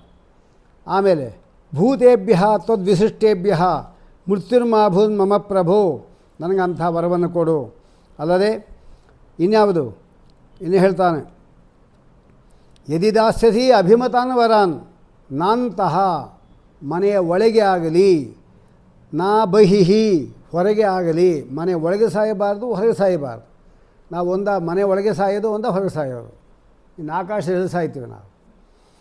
ಆಮೇಲೆ ದಿವಾನಕ್ತಂ, ಹಗಲು ಸಾಯಬೇಕು, ರಾತ್ರಿ ಸಾಯಬೇಕು. ಸಂಧ್ಯಾಕಾಲ ಒಂದಿದೆ, ಅದು ಅವನು ಕೇಳಲಿಲ್ಲ. ಯಾಕೆಂದರೆ ಸಂಧ್ಯಾ ವಂದನೆ ಮಾಡ್ತಾ ಇದ್ದಿರ್ತಾನೆ, ಅವನು ಸಂಧ್ಯಾಕಾಲ ಇದೇನು ಗೊತ್ತಾಗೋದು? ಗೊತ್ತಾಗಲಿಲ್ಲ. ಪರಮಾತ್ಮ ಸಂಧ್ಯಾಕಾಲವನ್ನೇ ಆರಿಸ್ಕೊಂಡ, ಇಂಥ ಕಾಲವನ್ನು ಆರಿಸ್ಕೊಂಡ ಅವನು. ಅಂದಮೇಲೆ ದಿವಾನಕ್ತಂ, ಹಗಲಾಗಲಿ ರಾತ್ರಿ ಆಗಲಿ ಸಾಯಬಾರ್ದು. ಆಮೇಲೆ ಅನ್ಯಸ್ಮಾದಪಿ ಚಾಯುದೈಹಿ, ಯಾವುದೇ ಆಯುಧಗಳಿಂದಲೂ ಕೂಡ ನಾನು ಸಾಯಬಾರದು. ನ ಭೂಮೌ ನ ಆಂಬರೆ, ಮತ್ತು ವಿಮಾನದಲ್ಲಿ ಹೋಗ್ತಾ ಇದ್ದ ಸಾಯ್ಬೋದಲ್ಲ, ಘಟೋಕೆ ಮೇಲೆ ತಾನೇ ಸತ್ತಿದ್ದು, ಅದಕ್ಕೋಸ್ಕರವಾಗಿ ಮೇಲೆ ಕೂಡ ಸಾಯಬಾರ್ದು ಅಂತ ಕೇಳ್ದ. ಆಮೇಲೆ ನಾ ನರೈಹಿ ಮನುಷ್ಯರಿಂದಾಗಲಿ ನಾ ಮೃಗೈಹಿ ಮೃಗಗಳಿಂದಾಗಲಿ ಮರಣ ಬರಬಾರ್ದು ಅಂದ. ನೋಡಿ ಪರಮಾತ್ಮ ಏನು ಮಾಡ್ದ, ನರಮೃಗ ವೇಷ ಹಾಕ್ಕೊಂಡ. ಅದಕ್ಕೆ ಯಾವುದೇ ಆಯುಧಗಳಿಂದ ಮರಣ ಬರಬಾರ್ದು ಅಂದ. ಅದಕ್ಕೆ ತನ್ನ ಕೂರುಗುರಿಂದಲೇ ಕತ್ತರಿಸಾಕ್ದವನನ್ನು. ಅದೇ ಬ್ರಹ್ಮದೇವರ ವರವನ್ನು ಮೀರೋದು ಏನು ಪರಮಾತ್ಮನಿಗೆ ದೊಡ್ಡದೇನಲ್ಲ, ಆದರೂ ಕೂಡ ಅವನು ವರ ಕೊಟ್ಟಿದ್ದಾನೆ. ಅದಲ್ಲದೆ ಇನ್ನು ಮುಂದಿನವರೆಲ್ಲ ಅವನ ವರಕ್ಕೆ ಬಗ್ಗಬೇಕಲ್ಲ, ಅದಕ್ಕೋಸ್ಕರವಾಗಿ ಆ ರೀತಿ ಮಾಡಿದ್ದಾನೆ. ಆಮೇಲೆ ಬದುಕಿದ್ದವರಿಂದಾಗಲಿ ಅಥವಾ ಸತ್ತವರಿಂದಾಗಲಿ ಮರಣ ಬರಬಾರ್ದು ಅಂತಾನೆ. ಬದುಕಿದ್ದವರಿಂದ ಮರಣ ಬರುತ್ತೆ, ಸತ್ತವರಿಂದ ಮರಣ ಬರೋದು ಹೇಗೆ ಅಂದರೆ, ಎಷ್ಟೋ ಜನ ಹಿಂದೆಲ್ಲ ತಮಗೆ ಅತ್ಯಂತ ಪ್ರೀತಿಪಾತ್ರನಾದ ವ್ಯಕ್ತಿ ನಮಗೆಲ್ಲ ಬೇಕಾದ ಸಾಕ್ತಾ ಇದ್ದ, ಆ ವ್ಯಕ್ತಿ ಸತ್ತೋದ ಅಂದರೆ ಮತ್ತು ಅವನೇ ಸತ್ತೋದ, ನಾವ್ಯಾಕೆ ಬದುಕಿರಬೇಕು ಅಂತ ಎಷ್ಟೋ ಜನ ಚಾಕುಗಳು ಹಾಕ್ಕೊಂಡು ಸತ್ತೋಗ್ತಾಯಿದ್ದು ರಾಜಗಳೆಲ್ಲ, ರಾಜರಂಥ ಕಾಲದಲ್ಲಿ. ಗಂಡನು ಹೋದ ಅಂಥೇಳಿ ಹೆಂಡತಿಯು ಕೂಡ ಸಗಮನ ಮಾಡ್ತಾಯಿದ್ರು ಅಲ್ವಾ, ಅದು ಅವನು ಸತ್ತಿದ್ದಕ್ಕಾಗಿ ಸಾಯೋದು. ಹಾಗೆ ಘಟೋತ್ಕಜ ಏನಿದ್ದಾನವನು ಕರ್ಣನಿಗೆ ಕೊಟ್ಟಿರ್ತಕ್ಕಂಥ ಇಂದ್ರದೇವರ ಶಕ್ತಿ ಆಯುಧದಿಂದ ಸತ್ತ. ಸಾಯುವಾಗ ಆಲೋಚನೆ ಮಾಡ್ದ, ಹೇಗಿದ್ದು ನಾನು ಸಾಯ್ತಾ ಇದ್ದೀನಿ, ದೊಡ್ಡ ಶರೀರ ತೆಗೆದುಕೊಂಡು ಕೌರವರ ಪಕ್ಷದಲ್ಲಿ ಬಿದ್ದೋದ್ರೆ ಎಷ್ಟೋ ಜನ ಸಾಯ್ತಾರಲ್ಲ, ದೊಡ್ಡ ಶರೀರ ತೆಗೆದುಕೊಂಡು ಅವನು ಬಿದ್ದೋದ. ಒಂದು ಅಕ್ಷೋಹಿಣಿ ಸೈನ್ಯ ಸತ್ತೋಯ್ತು. ಹಾಗೆ ಇದು ಸತ್ತವರಿಂದ ಮರಣ ಬರೋದು. ಸುರ ದೇವತೆಗಳಿಂದಾಗಲಿ, ಅಸುರ ರಾಕ್ಷಸರಿಂದಾಗಲಿ, ಮಹಾಸರ್ಪಗಳಿಂದಾಗಲಿ ಮರಣ ಬರಬಾರ್ದು. ಅಷ್ಟೇ ಅಲ್ಲ, ನಾ ಶುಷ್ಕೇಣ ಅದು ಕೇಳಿದ್ದಾನೆ ಅಂದರೆ ಒಣಗಿರತಕ್ಕಂಥ ವಸ್ತುವಿನಿಂದ, ಹಸಿಯಾದ ವಸ್ತುವಿನಿಂದ, ನೀರಿನಿಂದ, ಬೆಂಕಿಯಿಂದ, ಕಟ್ಟಿಗೆಯಿಂದ, ಕೀಟ, ಸಣ್ಣ ಸಣ್ಣ ಪ್ರಾಣಿಗಳ ಕೀಟ, ಪಾಷಾಣ, ಕಲ್ಲು, ವಾಯುವಿನಿಂದ, ನಾ ಆಯುಧಗಳಿಂದ, ಶೂಲದಿಂದ, ನೋಡಿ ಶಿವನ ಶೂಲ ಏನು ಮಾಡೋಗಿಲ್ಲ, ಶೈಲೇನ ಪರ್ವತಗಳಿಂದ, ನ ಮಾನುಷೈಹಿ ನ ಸುರೈಹಿ ಅಸುರೈರ್ವ ಗಂಧರ್ವೈಹಿ ನ ರಾಕ್ಷಸೈಹಿ, ಇದೆಲ್ಲ ಆಮೇಲೆ ಕೇಳಿ ನರಸಿಂಹಪುರಾಣ ಹೇಳೋದವನು. ಆಮೇಲೆ ನ ಕಿನ್ನರೈಹಿ ನ ಯಕ್ಷೈಹಿ ವಿದ್ಯಾಧರ ಭುಜಂಗಮೈಹಿ ನ ವಾನರೈಹಿ. ಕೆಲವರೆಲ್ಲ ಹಿಂದೆ ವರ ಬೇಡ್ಕೊಂಡ್ರು, ಏನಂತ ಅಂದರೆ ನನಗೆ ನರ ಮತ್ತು ವಾನರ ಬಿಟ್ಟು ನನಗೆ ಯಾವುದರಿಂದ ಮರಣ ಬರಬಾರ್ದು ಅಂತ ಕೇಳಿಬಿಟ್ರು. ನೋಡಿ ಪರಮಾತ್ಮ ರಾಮನಾಗಿ ಬಂದ, ನರನಾಗಿ ಬಂದ, ಕಪಿಗಳೆಲ್ಲೂ ಕೂಡ ವಾನರಾಗಿ ಬಂದು ಅವನು ಕೊಂದಾಕ್ಬಿಟ್ರು ಅವನು. ಅದಕ್ಕೆ ಅವನು ಅದು ಕೇಳಿಬಿಡ್ತಾ ಇದ್ದಾನೆ, ಮೃಗ ನೈವ ಮಾತೃಗಣೈರಪಿ, ಮಾತೃಗಣ ಅಂತಿದೆ, 16 ಮಾತೃಗಳಿದ್ದಾರೆ ನಾವು, ಗೌರೀಂ ಪದ್ಮಾಂ ಶಚೀಂ ಮೇಧಾಂ ಸಾವಿತ್ರಿ, ಇದು ಮಾತೃಗಣ. ಅದರಿಂದ ಮರಣ ಬರೋದು ಬೇಡ. ನಾಭ್ಯಂತರೇ ಒಳಗೆ ನಭಾಖ್ಯೆ ನಾಣ್ಯೈಹಿ ಮರಣ ಹೇತು, ಇನ್ಯಾವುದಾದರೂ ಸಾಯಲಿಕ್ಕೆ ಹೇತುಗಳಿದ್ದರೆ ಯಾವುದದು? 108 ವಿಧವಾಗಿರ್ತಕ್ಕಂಥ, ನಮಗೆ 10,000 ವಿಧವಾಗಿರ್ತಕ್ಕಂಥ ಜ್ವರಾದಿಗಳಿದಂತೆ ಮನುಷ್ಯರನ್ನು ಕೊಲ್ಲಿಕ್ಕೆ, ಅಷ್ಟು ರೋಗಗಳು ಏನೋ ಬಂದು ಸಾಯಲಿಕ್ಕೆ ಒಂದು ಅವಕಾಶ ಇದೆ. ಅದು ಯಾವುದೂ ನಂಗೆ ಬರಬಾರ್ದು. ಹೀಗಾಗಿ ನಿನ್ನ ಪ್ರಾಸಂದ ನನಗೆ ಮರಣ ಬರಬಾರ್ದು ಅಂತ ಕೇಳಿಕೊಂಡಾಗ ಎಲ್ಲ ಲೋಕಪಾಲಕರು ಅವರ ಶಕ್ತಿ ನಂಗೆ ಬಂದಿರಬೇಕು ಅಂತ ಇಷ್ಟೆಲ್ಲ ಹೊರಗಡೆ ಕೇಳ್ಕೊಂಡಿದ್ದಾನೆ. ಬ್ರಹ್ಮದೇವರೆಲ್ಲದಕ್ಕೂ ಆಯಿತು ಆಯಿತು ಆಯಿತು ಅಷ್ಟೇ, ಆಗಲಿಪ್ಪ ಆಗಲಿ ಆಗಲಿ ಅಂದರು. ಇಷ್ಟಾದ ಮೇಲೆ ಅವನಿಗೇನು ಎಲ್ಲದಿಂದ ಮರ ಬಂತು. ಆಮೇಲೆ ಅನ್ಕೊತಾನೆ, ಇದೇನು ಬ್ರಹ್ಮದೇವನಿಗೆ ಎಲ್ಲ ವರ ಕೇಳಿದ್ದೆಲ್ಲ ವರ ಕೊಟ್ಬಿಟ್ಟ, ಇದ್ರ ಬದಲು ಅವಧ್ಯತ್ವ ಕೊಡ್ಬೋದಾಗಿತ್ತಲ್ಲ ಅವನು, ನಾ ಅವಧ್ಯನೇ ಅಂತ ಅಂದ್ಕೊಂಡು ಮನೆಗೆ ಬಂದು ಕೂಡಲೇ ಏನು ದೊಡ್ಡ ಮೆರವಣಿಗೆ ಮಾಡಿ ಅವನನ್ನು ಕರ್ಕೊಂಬಂದರು. ಅನಂತರದಲ್ಲಿ ಅವತ್ತಿಂದ ಶುರು ಮಾಡ್ದ, ಎಲ್ಲ ಕಡೆ ಇಂದ್ರಾದಿ ಲೋಕಗಳಿಗೆ ಹೋಗೋದು, ಎಲ್ಲರನ್ನ ಹೊಡೆಯೋದು ಬಡಿಯೋದು, ಅವರ ಸ್ತ್ರೀಯರುಗಳನ್ನ ಅಪಹಾರ ಮಾಡ್ಕೊಂಡು ಅಮೂಲ್ಯವಾದ ಕದ್ಕೊಂಬರೋದು, ಒಂದಲ್ಲ ಎರಡಲ್ಲ ಹಿಂಸೆ ಕೊಡಲಿಕ್ಕೆ ಶುರು ಮಾಡಿದ. ಈ ಮಧ್ಯದಲ್ಲಿ ಅವರಿಗೆ ದೇವತೆಗಳೆಲ್ಲ ಹೋಗಿ ಪರಮಾತ್ಮನನ್ನು ಕೇಳಿಕೊಂಡ್ರು, ಸ್ವಾಮಿ ಇಂಥ ಸ್ಥಿತಿ ಉಂಟಾಗಿದೆ, ಬ್ರಹ್ಮದೇವರೆಲ್ಲ ವರ ಕೊಟ್ಟಿದ್ದರಿಂದ ಅವರಿಗೆ ಏನು ಮಾಡಲಿಕ್ಕೂ ಆಗ್ತಾಯಿಲ್ಲ, ನೀನೇ ಕಾಪಾಡಬೇಕು ಅಂತ ಹೇಳಿದಾಗ ಪರಮಾತ್ಮ ಅಭಯವನ್ನು ಕೊಟ್ಟು ಹೇಳ್ತಾನೆ, ಯದಾ ದೇವೇಶು ವೇದೇಶು ಗೋಷು ವಿಪ್ರೇಷು ಸಾಧುಷು ಧರ್ಮೇ ಮಯಿಚ ವಿದ್ವೇಷ ಸವ ಆಶು ವಿನಶ್ಯತಿ. ಇನ್ನೊಂದು ಶ್ಲೋಕ ಕೂಡ ಇದೆ, ನಿರ್ವೈರಾಯ ಪ್ರಶಾಂತಾಯ ಸ್ವಸುತಾಯ ಮಹಾತ್ಮನೆ ಪ್ರಹ್ಲಾದಾಯ ಯದಾ ದೃಹ್ಯೇತ್ ಹನಿಷ್ಯೇಪಿ ವರೋರ್ಜಿತಂ. ಇದು ಪರಮಾತ್ಮನ 2 ಶ್ಲೋಕಗಳು ಅಭಯ ಕೊಟ್ಟಿದ್ದು. ಏನರ್ಥ ಇದಕ್ಕೆ? ಯಾವಾಗ ದೇವತೆಗಳಲ್ಲಿ ಅನ್ಯಾಯ ಮಾಡ್ತಾನೋ, ಯಾಲೆ ಮಾಡಿದ್ದಾನೆ ದೇವತೆಗಳಿಗೆ, ವೇದೇಶು ವೇದೋಕ್ತವಾದ ಒಂದು ಕರ್ಮ ಮಾಡ್ತಾ ಇಲ್ಲ, ವೇದಕ್ಕೆ ದ್ರೋಹ ಮಾಡಿದಾಗೆ, ಅಥವಾ ವೇದ ಪ್ರತಿಪಾದ್ಯನಾದ ನನ್ನನ್ನು ದ್ವೇಷ ಮಾಡ್ತಾ ಇದ್ದಾನೆ. ಗೋಷು ಒಂದು ಮನೆಗೆ ಗೋವಿತ್ತು ಅವರ ಮನೆಯಲ್ಲಿ. ಅದು ಗೃಷ್ಟಿ ಅಂತ ಅದಕ್ಕೆ ಹೆಸರು. ಗೃಷ್ಟಿ ಎಂದು ಒಂದೇ ಒಂದು ಬಾರಿ ಕರು ಹಾಕಿರೋದು. ಒಂದು ಗೋವು ಸುಮಾರು ಒಂದು 40 ಕರುಗಳನ್ನು ಹಾಕತ್ತೆ ತಮ್ಮ ಜೀವನದಲ್ಲಿ, ಅಥವಾ 30-40 ಯಥಾಶಕ್ತಿ ಹಾಕತ್ತೆ. ಆದರೆ ಇನ್ನು ಮೊದಲನೇ ಕರು ಹಾಕಿರೋದಷ್ಟೇ. ನಾರದರು ಹೇಳಿದ್ರಲ್ಲ, ಗೋವಿನಲ್ಲಿ ಕೂಡ ಪರಮಾತ್ಮ ಇರ್ತ ಅಂತ ಹೇಳಿದ್ರಲ್ಲ, ಆ ಗೃಷ್ಟಿ ಕರು ಏನಿದೆ ಅದು ಸಹಿತವಾಗಿ ಗೋವನ್ನು ಕತ್ತರಿಸ್ಬಿಡ ಕತ್ತಿಯಿಂದ. ಆದರೆ ಗೋವಿಗೆ ಕೂಡ ಅನ್ಯಾಯ ಮಾಡ್ದ. ಆಮೇಲೆ ವಿಪ್ರೇಶು, ಆ ಬ್ರಾಹ್ಮಣ ಬಂದಾಗ ಅವನಿಗೆ ಕತ್ತಿ ಕತ್ತರಿಸಿ ಉಪನಯನಕ್ಕೆ ಅಂತ ದುಡ್ಡು ಕೇಳಿ ಬಂದು ತಲೆನ ತೆಗೆದಾಕ್ಬಿಟ್ಟ. ಬ್ರಾಹ್ಮಣರಿಗೂ ಅವಮಾನ ಮಾಡ್ದ. ಸಾಧುಗಳಿಗಂಕೋ ಬೇಕಾದಷ್ಟು ಅವರ ಆಶ್ರಮಗಳೆಲ್ಲ ನುಗ್ಗಿ ಬೆಂಕಿಯಲ್ಲಿ ಇಟ್ಟು ಆಶ್ರಮಗಳಿಗೆ ಅಲ್ಲಿರತಕ್ಕಂಥ ಅವರ ಪತ್ನಿಯರೆಲ್ಲ ಅಪಹಾರ ಮಾಡ್ಕೊಂಬಂದಿದ್ದಾರೆ. ಅವರು ಸಾಧುಗಳು ಅನ್ಯಾಯ ಮಾಡಿದ್ದಾರೆ. ಧರ್ಮೇ ಅಂದರೆ ಧರ್ಮದಲ್ಲಿಯೂ ಇದೆಲ್ಲ ಟೋಟಲ್ ಏನಾಯಿತು ಈಗ? ಧರ್ಮಕ್ಕೆ ಹಾನಿ ಉಂಟು ಮಾಡಿದ ಅವನು ಅಂತಾಯಿತು. ಆದರೆ ಯದಾ ಯದಾ ಹಿ ಧರ್ಮಸ್ಯ ಗ್ಲಾನಿಹಿ ಭವತಿ ಅಂತಾಯಿತು. ಈಗ ಪರಮಾತ್ಮ ಅವತಾರ ಮಾಡಲಿಕ್ಕೆ ಅವಕಾಶ ಇದೆ, ಅದೊಂದಾಯಿತು. ಇನ್ನು ಆ ಸಂದರ್ಭ ಯಾವ ಬರ ಸ್ವಾಮಿ ಅಂತ ಕೇಳಿದರು. ನಿರ್ವೈರಾಯ, ಯಾರಿಗೂ ವೈರ ಮಾಡದೇ ಇರತಕ್ಕಂಥ ಯಾರು? ಪ್ರಹ್ಲಾದ, ಯಾರನ್ನೂ ದ್ವೇಷ ಮಾಡೋದಿಲ್ಲ. ಪ್ರಶಾಂತಾಯ, ಶಾಂತ ಅಂದರೆ ಭಗವನ್ನಿಷ್ಠವಾದ ಬುದ್ಧಿ, ಯಾವಾಗಲೂ ದೇವರ ಸ್ತೋತ್ರ, ಯಾವಾಗಲೂ ದೇವರ ಸ್ತೋತ್ರ. ಸುಮ್ಮನೆ ಕೂತ್ಕೋಬಾರದು. ಸುಮ್ಮನೆ ಕೂತ್ಕೊಂಡ್ವಿ ಅಂದರೆ ಇನ್ನೇನೋ ಇದೆಲ್ಲ ನಮಗೆ ಕೆಟ್ಟ ಇದೆಲ್ಲ ಶಕ್ತಿಗಳು ನಮ್ಮಲ್ಲಿ ಪ್ರವೇಶ ಮಾಡಿ ನಮ್ಮ ಮನಸ್ಸನ್ನು ಹಾಳು ಮಾಡಿ ಅಂತ ಆ ದಿವಸ ಪೂರ್ತಿ ವ್ಯರ್ಥ ಮಾಡಿಬಿಡುತ್ತೆ. ಒಂದು ನಿಮಿಷ ಸುಮ್ಮನೆ ಕೂಡೋಂಗಿಲ್ಲ ನಾವು. ಪ್ರಹ್ಲಾದರಾಜ ಯಾವಾಗಲೂ ಕ್ಲೀಂ ಕೃಷ್ಣಾಯ ನಮಃ, ಕ್ಲೀಂ ಕೃಷ್ಣಾಯ ನಮಃ, ಕ್ಲೀಂ ಕೃಷ್ಣಾಯ ನಮಃ. ಅಡುಗೆ ಮಾಡ್ತಾ ಇರುವಾಗ, ದಾರಿಯಲ್ಲಿ ಹೋಗ್ತಾ ಇರುವಾಗ, ಪ್ರಯಾಣ ಮಾಡ್ತಾ ಇರುವಾಗ, ಕೆಲಸ ಮಾಡ್ತಾ ಇರುವಾಗ ಆಗ ರಾಮಾಯ ನಮಃ, ಕೃಷ್ಣಾಯ ನಮಃ, ರಾಮಕೃಷ್ಣಾಯ ನಮಃ, ಹಿಂಗೇನೋ ಒಂದು ದೇವರ ಸ್ತೋತ್ರ ನಾವು ಮಾಡ್ತಾನೇ ಇರಬೇಕು, ಸುಮ್ಮನೆ ಇರಬಾರ್ದು. ಹಾಗಾಗಿ ಪ್ರಶಾಂತ. ಸ್ವಸುತಾಯ, ತನ್ನ ಮಗ ಹಿರಣ್ಯಕಶಿಪುವಿನ ಮಗ ಸ್ವಸುತಾಯ. ಯಾರವನು? ಮಹಾತ್ಮನೇ, ಮಹಾನುಭಾವ. ಪ್ರಹ್ಲಾದರಾಜನ ಮಧ್ವಾಚಾರ್ಯರು ಮುಕ್ತಕಂಠದಿಂದ ಹೊಗಳಿದ್ದಾರೆ. ಅವನನ್ನು ಮಹಾತ್ಮ ಅಂತೇಳಿ ಭಾಗವತ ವೇದಿವಾದ್ಯರು ಕರೀತಾರೆ. ಯಾಕೆ ಇವನು ಮಹಾತ್ಮ ಪ್ರಹ್ಲಾದರಾಜ ಅಂದರೆ? ಋತೇತು ತಾತ್ವಿಕಾನ್ ದೇವಾನ್, ತತ್ವಾಭಿಮಾನಿ ದೇವತೆಗಳನ್ನು ಬಿಟ್ಟು, ಋತೇತು ತಾತ್ವಿಕಾನ್ ದೇವಾನ್ ನಾರದಾದೀಂ ಸ್ತತೈವಚ, ಅವನ ಗುರುಗಳಾಗಿರ್ತಕ್ಕಂಥ ನಾರದಾದಿಗಳನ್ನು ಬಿಟ್ಟು, ಪ್ರಹ್ಲಾದಾತ ಉತ್ತಮ ಕೋನು ವಿಷ್ಣು ಭಕ್ತೋ ಜಗತ್ರಯೇ, ಇವನಿಗಿಂತ ವಿಷ್ಣು ಭಕ್ತರಾದವರು ಯಾರಿದ್ದಾರೆ ಎಂಬುದಾಗಿ ಮಧ್ವಾಚಾರ್ಯರು ಮುಕ್ತಕಂಠದಿಂದ ಇದು ಮಾಡ್ತಾರೆ. ಇನ್ನೊಂದು ಕಡೆ ಅಲ್ಲೇ ಹೇಳ್ತಾರೆ, ಬಲಿರಿಪಿ ಅಸುರಾವೇಶ ಸ್ತುವನ್ನಪಿ ಜನಾರ್ದನಂ. ಬಲಿಚಕ್ರವರ್ತಿ ಪರಮಾತ್ಮನ ಭಕ್ತನಾಗಿದ್ದರೂ ಅಸುರಾವೇಶದಿಂದಾಗಿ ಪರಮಾತ್ಮನಿಗೆ ದ್ರೋಹ ಮಾಡ್ತಾ ಇದ್ದ. ಆದರೆ ಪ್ರಹ್ಲಾದರಾಜ ಪ್ರಹ್ಲಾದೋ ನಿತ್ಯ ಭಕ್ತಿಮಾನ್, ಯಾವಾಗಲೂ ದೇವರಲ್ಲಿ ಭಕ್ತಿ ಉಳ್ಳವನು ಅಂತ ಈ ಮಾತುಗಳೆಲ್ಲ ಪ್ರಹ್ಲಾದರಾಜನಿಗೆ ಅವರು ಹೊಗಳಿದ್ದಾರೆ. ಇರತಕ್ಕಂಥದ್ದು ಮಹಾತ್ಮನೇ, ಅದಕ್ಕೆ ಮಹಾನುಭಾವ. ಪ್ರಹ್ಲಾದಾಯ ಅಂತ ನೋಡಿ, ಇನ್ನೂ ಹುಟ್ಟೇ ಇಲ್ಲ ಪ್ರಹ್ಲಾದ ಅಂತ. ಆಗಲೇ ಪರಮಾತ್ಮ ಪ್ರಹ್ಲಾದನಿಗೆ ದ್ರೋಹ ಮಾಡ್ತಾನೆ ಅಂದರೆ ಏನು ಹೆಸರಿಡಬೇಕು ಅಂತಾಯಿತು ನಾರದರಿಗೆ? ಪ್ರಹ್ಲಾದ ಅಂತ ಹೆಸರಿಡಬೇಕು ಅಂತ ಪರಮಾತ್ಮನೇ ನಾಮಕರಣ ಮಾಡಿ ಕಳಿಸಿಬಿಟ್ಟಿದ್ದಾನೆ. ಯಾವಾಗ ದ್ರೋಹ ಮಾಡ್ತಾನೋ ಆ ಕೊಂದಾಗ್ತೇನೆ ಅಂತ.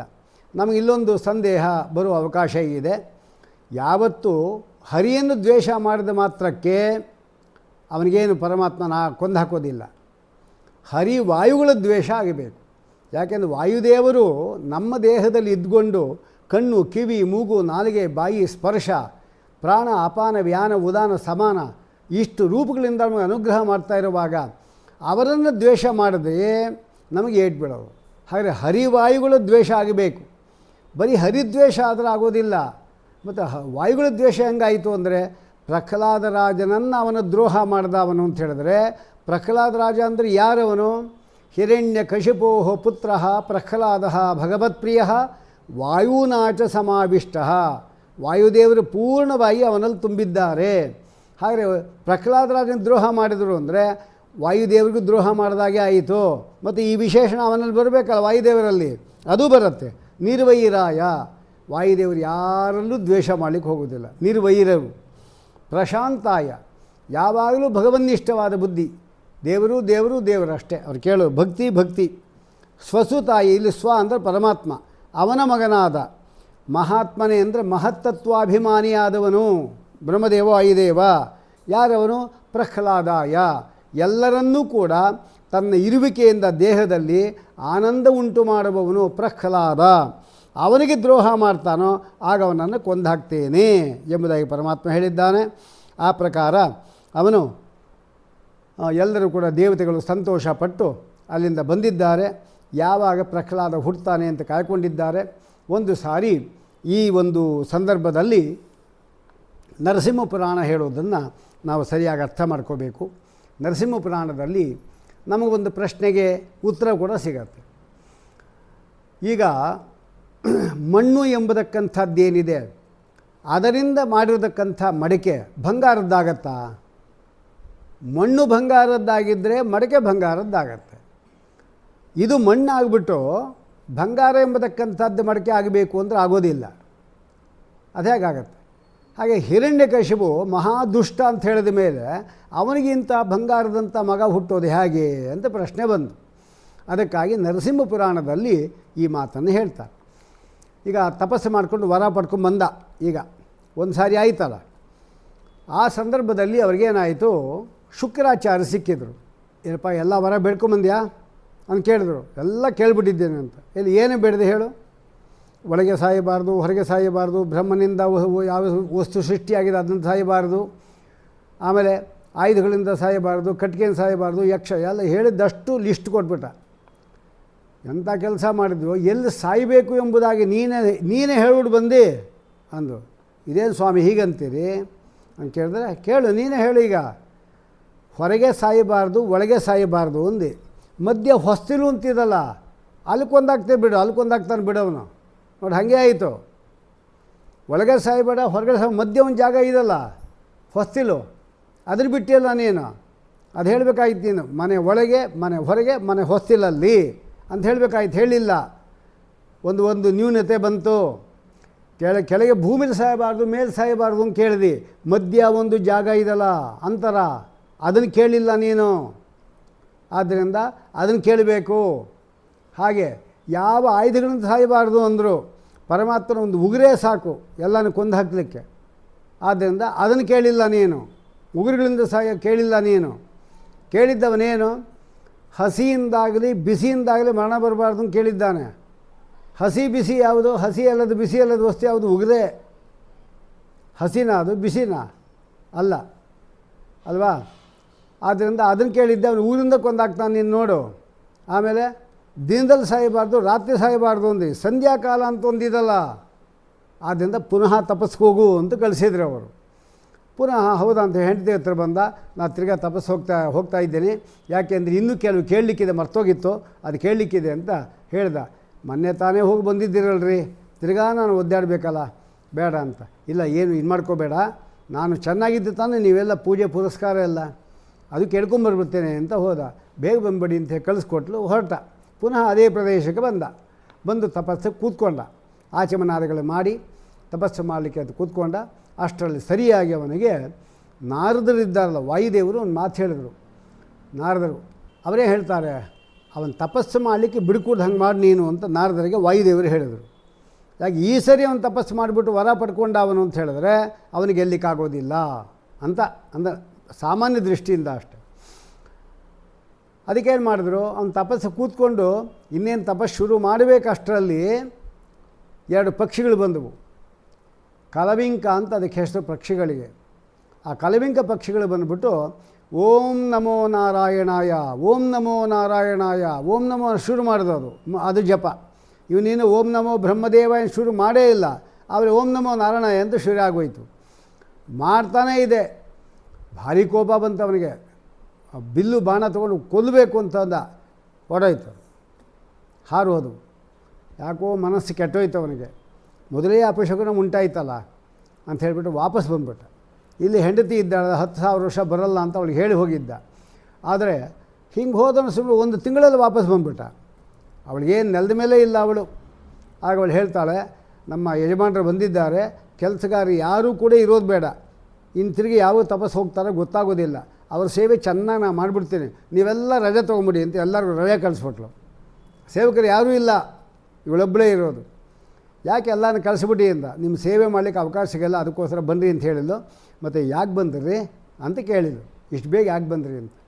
ಹಾಗೇನು ಹೇಳ್ದ, ಯಾವುದೋ 2 ಪಕ್ಷಿಗಳು ಬಂದುಬಿಟ್ಟು ನಾನು ತಪಸ್ಸು ಮಾಡಲಿಕ್ಕೆ ಕೂತ್ಕೊಂಡ್ರೆ ಓಂ ನಮೋ ನಾರಾಯಣಾಯ ಓಂ ನಮೋ ನಾರಾಯಣಾಯ ಅಂತ ಶಬ್ದ ಮಾಡ್ತಾಯಿದ್ವು, ಅದಕ್ಕೆ ಬಂದೆ ಅಂದ. ಸರಿ ಆಯಿತು, ಅವಳು ಆಲೋಚನೆ ಮಾಡಿದ್ಲು. ಅವತ್ತು ಅವಳು ಋತುಸ್ನಾತಳಾಗಿದ್ಲು. 4ನೇ ದಿವಸ. ಆ ದಿವಸದಲ್ಲಿ 5ನೇ ದಿವಸದಲ್ಲಿ 6ನೇ ದಿವಸ ಗರ್ಭಧಾರಣೆ ಆಯಿತು ಅಂತ ಗಂಡು ಮಕ್ಕಳೇ ಹುಟ್ಟೋದು. ಯುಗ್ಮ ಸುಪುತ್ರಾಹ ಜಾಯಂತೆ ಅಯುಗ್ಮಸ್ತು ಕನ್ಯಕಾಹ ಅಂತ ಮಹಾಭಾರತ ಹೇಳುತ್ತೆ. ಇದ್ಯಾವುದು ತಿಳ್ಕೊಳ್ಳದೇ ಇದ್ದರೆ ಆಗೋದಿಲ್ಲ. ಹಾಗಾಗಿ ಅವಳು ತಿಳ್ಕೊಂಡಿದ್ಲು. ಅವಳು ಋತುಸ್ನಾತಳಾಗಿದ್ದೆ 4ನೇ ದಿವಸ. ನಾಳೆ 5, ನಾಡದ್ದು 6, ಈ 3 ದಿವಸ ಅವನ ಬಾಯಲ್ಲಿ ಓಂ ನಮೋ ನಾರಾಯಣಾಯ ಅಂತ ಹೇಳಿಸ್ಬಿಟ್ರೆ ಆಗ ಗರ್ಭಧಾನ ಮಾಡೇ ಮಾಡ್ತಾನೆ. ಆಗೇನಾಯಿತು, ನನಗೆ ಒಳ್ಳೆ ಮಗ ಹುಡ್ತಾನೆ ಅಂತ ಆಲೋಚನೆ ಮಾಡಿ ಯಾಕೆ ಬಂದ್ರಿ ಅಂತ ಹೇಳಲೇ ಇಲ್ವಲ್ರಿ ಅಂತ ಊಟ ಮಾಡೋದು ಶುರು ಮಾಡಿದ್ಲು. ಹೇಳಿದ್ನಲ್ಲಿ ಬೆಳಿಗ್ಗೆ ತಿಂಡಿ ತಿನ್ನುವಾಗ ಅಂತಂದ, ಏನು ಓಂ ನಮೋ ನಾರಾಯಣಾಯ ಅಂತ. ಹೌದಾ ಅಂದ್ಲು. ತಾಂಬೂಲ ಕೊಡುವಾಗ, ಆಮೇಲೆ ಪುನಃ ಸಾಯಂಕಾಲ ಏನೋ ತಿಂಡಿ ಗಿಂಡಿ ಕೊಡುವಾಗ, ರಾತ್ರಿ ಊಟ ಮಾಡುವಾಗ ಎಲ್ಲ ಆದಮೇಲೆ ತಾಂಬೂಲ ಕೊಡುವ ಯಾಕೆ ಬಂದರು ಅಂತ ಕಡೆಗೆ ಹೇಳಲೇ ಇಲ್ಲ ನೀವು, ಅದೇನು ಮರು ಬಂದ್ಬಿಡ್ತೀರಿ ಹಿಂಗೆ ಅಂಥೇಳಿ ಅವರೇ ಮಾಡಿ ಪುನಃ ಹೇಳ್ದ. ಇದೆಲ್ಲ 108 ಬಾರಿ ಆಯಿತು. ಆದಕೊಳ್ಳೆ ಗರ್ಭಧಾನ ಮಾಡಿದ ಕೂಡಲೇ ಹಾಗೆ ಓಂ ನಮೋ ನಾರಾಯಣಾಯ ಅಂಥೇಳಿ ಗರ್ಭಧಾನ ಮಾಡಿದ್ರಿಂದ ಈಗ ಒಳ್ಳೆಯ ಮಗ ಹುಟ್ಟಲೇಬೇಕು. ಓಂ ನಮೋ ನಾರಾಯಣ ಅಂತ ಹೇಳ್ತಕ್ಕಂಥ ಮಗನೇ ಹುಟ್ಟದ ಅಂತ ಹೇಳ್ತಾರೆ. ಎಂಥದ್ದು ಅಂದರೆ ನೆಸ್ತ ಕ್ರೀಡನಕೋ ಬಾಲಃ. ನೋಡಿ, ಚಿಕ್ಕ ಹುಡುಗ ಆಗಿದ್ದಾನೆ, ನಗುತ್ತಾ ಇದ್ದಾನೆ, ಯಾವಾಗಲೂ ನಗುತ್ತಾ ಇರ್ತಾನೆ. ಸಾಮಾನ್ಯ ಮಕ್ಕಳು ನಗುತ್ತಾನೇ ಇರ್ತಾವೆ, ಆದರೆ ಎಲ್ಲಕ್ಕಿಂತ ಜಾಸ್ತಿ. ಆದರೆ ಕಣ್ಣು ಮುಚ್ಕೊಂಡಾಗ ದೇವರ ಧ್ಯಾನ. ಪ್ರಹ್ಲಾದರ ಮಗು ಆಗಿದ್ದಾಗ ಹಿರಣ್ಯಕಶಿಪು ಬಂದು ಈ ಮಧ್ಯದಲ್ಲಿ ಆಯಿತು. ಹಿರಣ್ಯಕಶಿಪು ಹೋಗಿದ್ದಾನೆ ತಪಸ್ಸಿಗೆ. ಆಗ ಇಂದ್ರ ದೇವರು ನೋಡಿದರು. ಇನ್ನೂ 3ನೇ ಸಾರಿ ತಪಸ್ಸು ಹೊರಟಿರೋದು. ಈಗ 2 ಸಾರಿ ಆಯಿತು, 3ನೇ ಸತಿ ಹೋಗಬೇಕು ಅಂತ ಹೋದ, ಅದು ಹೋಗಲ್ಲ. ಆಗ ವಾಯುದೇವರೇ ಬಂದು ಹೇಳ್ತಾರೆ, ಇನ್ನು 3 ಯಾಮದಲ್ಲಿ ನಿನ್ನನ್ನು ಪರಮಾತ್ಮ ಕೊಂದು ಹಾಕ್ತಾನೆ, ಯಾಕೆ ತಪಸ್ಸು ಮಾಡ್ತೀವಿ ಹೋಗು ಅಂತ ಹೇಳ್ತಾನೆ. ಕಳಿಸ್ಬಿಡ್ತಾರೆ, ತಪಸ್ಸು ಮಾಡಲಿಕ್ಕೆ ಬಿಡಲ್ಲ. ಆ ತಪಸ್ಸಿಗೆ ಅಂತ ಹೋದಾಗ ಏನಾಯಿತು ಅಂದರೆ ಇಂದ್ರ ದೇವರು, ಇವಳು ಗರ್ಭಿಣಿಯಾಗಿರ್ತಾಳಲ್ಲ, ಇಂದ್ರ ದೇವರು ಬಂದು ಅವಳನ್ನು ಅಪಹಾರ ಮಾಡ್ಕೊಂಡು ಹೋಗ್ತಾರೆ. ಯಾಕೆಂದರೆ ಇವಳನ್ನು ಕೊಂದಾಕ್ಬಿಟ್ರೆ ಇವಳ ಗರ್ಭದಲ್ಲಿರತಕ್ಕಂಥ ವ್ಯಕ್ತಿ ಅವನು ಸತ್ತೋಗ್ತಾನೆ, ಅವರ ವಂಶವೇ ಇರಲ್ಲ ಅಂತ ಬರೋದು. ಹಾಗೆ ನಾರದ ತಡೀತಾರೆ. ಇವರು ಯಾರು ಗೊತ್ತೇ ಇರೋದು, ನಿಮ್ಮನ್ನೆಲ್ಲ ದೇವರ ಅನುಗ್ರಹ ಉಂಟು ಮಾಡಿ ಹಿರಣ್ಯಕಶಿಪುವಿನಿಂದ ನಿಮಗೆ ದೋಷ ಏನಿದೆ, ಕಷ್ಟ, ಅದನ್ನು ಪರಿಹಾರ ಮಾಡಿ ಕೊಟ್ಟವನು, ಅವನು ನನ್ನ ವಶಕ್ಕೆ ಕೊಡು ಎಂಬುದಾಗ ಅವಳನ್ನು ವಶಕ್ಕೆ ತಗೊಂಡು ಅಲ್ಲೇ ಇಡ್ತಾರೆ. ಆಗ ಅವಳು ಕೇಳ್ತಾಳೆ, ನಾನು ಯಾವಾಗ ಇಷ್ಟಪಡ್ತೇನೋ ಆಗ ನನಗೆ ಮಗು ಆಗಬೇಕು, ಆ ರೀತಿ ಅನುಗ್ರಹ ಮಾಡಿ ಅಂತ ಹೇಳ್ಕೊಳ್ಳಿ. ಆಯಿತು ಅಂತ ಹೇಳ್ತಾರೆ. ಪ್ರತಿ ದಿವಸವೂ ಕೂಡ ದೇವರ ಕಥೆಯನ್ನು ನಾರದರ ಮೂಲಕ ಕೇಳ್ತಾ ಇರ್ತಾರೆ. ಗರ್ಭದಲ್ಲಿ ಇರುವಾಗ ಮಗು ಇದಲ್ಲ, ಅದು ಎಲ್ಲ ಕಥೆಯನ್ನು ಕೇಳುತ್ತೆ. ನಾವು ಸರಕ್ಷಿತ ರಕ್ಷತಿ ಯೋಹಿ ಗರ್ಭೆ ಅಂತ, ಯಾರು ಗರ್ಭದಲ್ಲಿ ಇದ್ದಾನೆ ಅವನೇನೆ ಗರ್ಭದಿಂದ ಆಚೆ ಕೂಡ ರಕ್ಷಣೆ ಮಾಡೋದು. ಗರ್ಭದಲ್ಲಿ ನಾವೇನಾದರೂ ರಕ್ಷಣೆ ಮಾಡ್ಕೊಂಡ್ವಾ? ನಮ್ಮ ಅಮ್ಮ ಏನಾದರೂ ರಕ್ಷಣೆ ಮಾಡಿಲ್ಲ, ನಮ್ಮ ಅಪ್ಪನೂ ರಕ್ಷಣೆ ಮಾಡಲಿಲ್ಲ, ಯಾರೂ ರಕ್ಷಣೆ ಮಾಡಲಿಲ್ಲ. ಮತ್ತು ಯಾರು ಮಾಡಿದ್ದು? ಪರಮಾತ್ಮ ರಕ್ಷಣೆ ಮಾಡಿದ್ದು. ಅಂದಮೇಲೆ ಈಗ ಗರ್ಭದಿಂದ ಆಚೆ ಬಂದ ಮೇಲೂ ಕೂಡ ಪರಮಾತ್ಮನೇ ರಕ್ಷಣೆ ಮಾಡೋದು. ಇದು ಮುಖ್ಯವಾಗಿ ನಾವು ಪರೀಕ್ಷಿತ್ ರಾಜನ ನೋಡಿದಾಗ ನಮ್ಗೆ ಗೊತ್ತಾಗುತ್ತೆ. ಪರೀಕ್ಷಿತ್ ರಾಜ ಗರ್ಭದಲ್ಲಿರುವಾಗಲೂ ರಕ್ಷಣೆ ಮಾಡ್ದ, ಗರ್ಭದಿಂದ ಆಚೆ ಬಂದ ಮೇಲೂ ಪರಮಾತ್ಮ ರಕ್ಷಣೆ ಮಾಡಿದ್ದಾನೆ. ಹಾಗಾಗಿ ಇಂತಹ ಪರಮಾತ್ಮನನ್ನು ನಾವು ಯಾವತ್ತೂ ಮರೀಲಿಕ್ಕಿಲ್ಲ. ಇದೆಲ್ಲ ಹೇಳ್ತಾ ಇದ್ದಾರೆ. ಅವಳು ನಿದ್ದೆ ಬಂದುಬಿಡ್ತು. ಅಲ್ಲಿ ಗರ್ಭದಲ್ಲಿರತಕ್ಕಂಥ ಮಗು ಕೇಳ್ತಾರೆ, ಅದು ಆಗರ್ಭ ಶ್ರೀಮಂತ ಅಂತ ಅವನಿಗೆ ಹೆಸರು. ಗರ್ಭದಲ್ಲಿರುವಾಗೆ ಶ್ರೀ ಅಂದೇ ಪರಮಾತ್ಮನ ತತ್ವಜ್ಞಾನ, ಅದನ್ನು ಪಡ್ಕೊಂಡ ಮಗು. ಇಲ್ಲಿ ಕೂಡ ಎಷ್ಟೋ ಜನ ಆಗರ್ಭ ಶ್ರೀಮಂತರಿರ್ತಾರೆ. ಅವರ ಗರ್ಭದಲ್ಲಿರುವಾಗಲೇ ಅವ್ರ ತಾತ ಮುತ್ತಾತಂದರು ಕೋಟಿ ಮಾಡಿಟ್ಬಿಟ್ಟು ಅವ್ರು ಸತ್ತೋಗ್ತಾರೆ.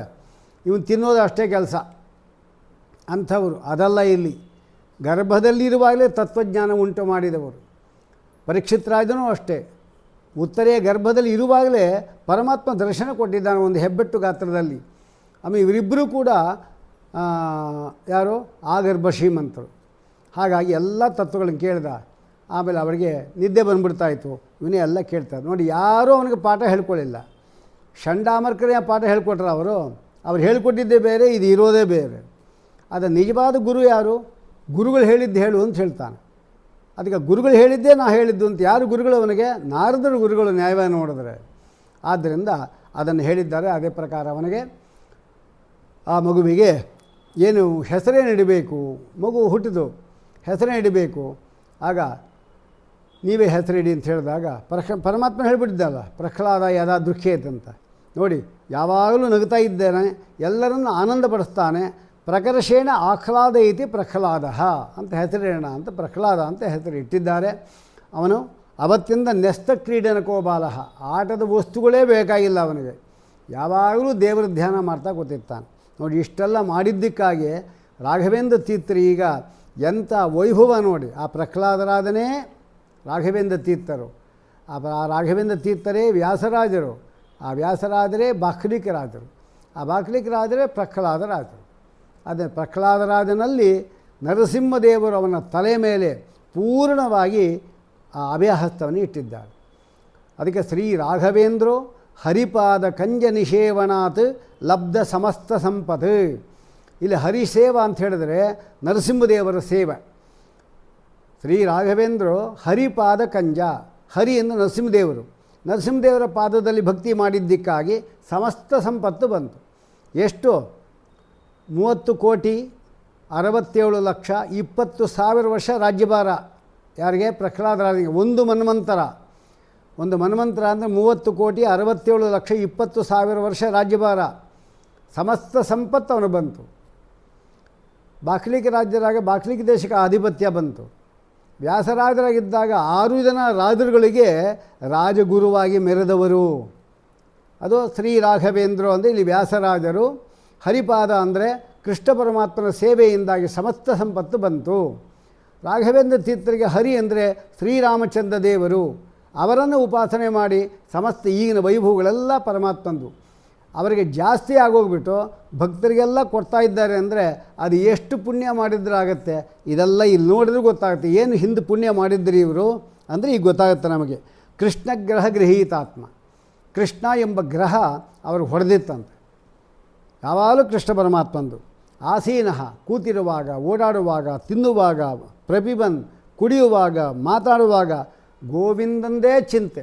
ಏನು ಮಾತಾಡುವಾಗಲೂ ಅಲ್ಲಿ ಹೊಟ್ಟೋಗಿತ್ತು ಮನಸ್ಸು, ಮಾತಾಡ್ತಾ ಇರ್ತಾನಷ್ಟು. ಕೆಲವು ಕಡೆ ಅಳತಾನಂತೆ, ಕೆಲವು ಕಡೆ ನಗುತ್ತಾನಂತೆ. ಪರಮಾತ್ಮನ ಮಹಿಮೆ ನೋಡಿ ಕೆಲವು ಸರ್ತಿ ಅವನಿಗೆ ರೋಮಾಂಚನ ಉಂಟಾಗತ್ತಂತೆ. ಇದೆಲ್ಲ ಪರಮಾತ್ಮನ ಒಂದು ಆಸ್ಪಂದ ಪ್ರಾಣ. ಕೂತ್ಬಿಟ್ರೆ ಸತ್ಯ ಹೋಗಿದ್ದಾನೋ ಅನಿಸ್ಬೇಕು ನಮಗೆ, ಉಸಿರೇ ಇಲ್ಲ, ಹಂಗಿರ್ತಾ ಇದ್ದ.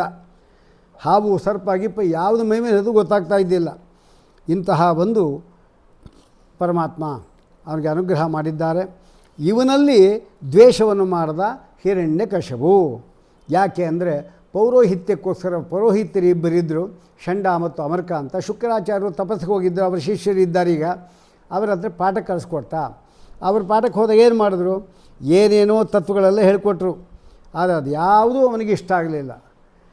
ನಸಾದು ಮೇನೆ ಸಪಸ ಮನಸ ಸ್ವರೂಪ ಅಸದ್ಗ್ರಹಾಶಯಂ. ಅವನಿಗೆ ಚಾರ್ವಾಕ ಮತ ಹೇಳಿಕೊಟ್ರು. ಅವನಿಗೆ ಚಾರ್ವಾಕ ಮತದಲ್ಲಿ ಏನು? ಈ ಶರೀರವೇ ಆತ್ಮ, ಶರೀರ ಸುಟ್ಟೋಯ್ತು ಅಂದರೆ ಇನ್ನು ಆತ್ಮ ಇಲ್ಲೇ ಇಲ್ಲ, ಇನ್ನು ಸ್ವರ್ಗ ನರಕ ಎಲ್ಲಿದೆ? ಆದ್ದರಿಂದ ಯಥೇಚ್ಛವಾಗಿ ಭೋಗ ಮಾಡಿ ಅಂತ ಹೇಳೋ ಮತ. ಅದನ್ನು ಹೇಳಿಕೊಟ್ರು. ನಸಾದು ಮೇನೆ, ಅದು ಸರಿಯಿಲ್ಲ ಅಂತ ತಿಳ್ಕೊಂಡ. ಆಮೇಲೆ ಬೌದ್ಧರು ಬಂದರು, ಅವರು ಕೂಡ ಅಷ್ಟೇ ಶೂನ್ಯವಾದಿಗಳು. ಅಂದರೆ ಸ್ವತಂತ್ರನಾದ ರೂಪ ಅಂತ ಹೇಳಿದ್ರೆ ಆಕಾರ ಇಲ್ಲ ಅಂತ ಹೇಳ್ತಕ್ಕಂಥ, ಶೂನ್ಯವೇ ತತ್ವ ಅಂತ ಹೇಳ್ತಕ್ಕಂಥ ಮತ. ಅದನ್ನು ಕೂಡ ಅವನ ನಸಾದು ಮೇನೆ ಮನಸ.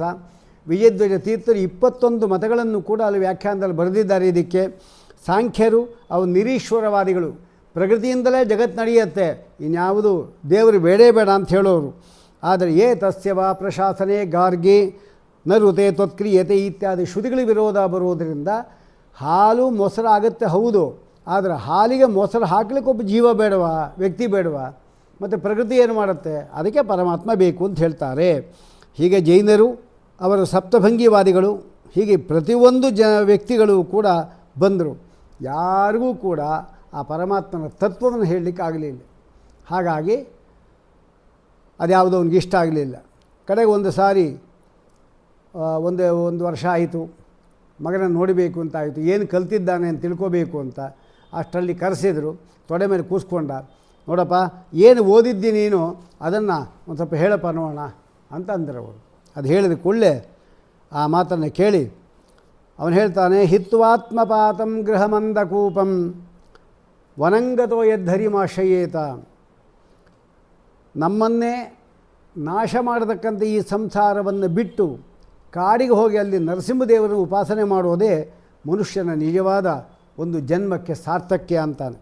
ಈ ಮಾತು ಕೇಳಿ ಜೋರ ನಕ್ಬಿಡ್ತಾನಂತೆ.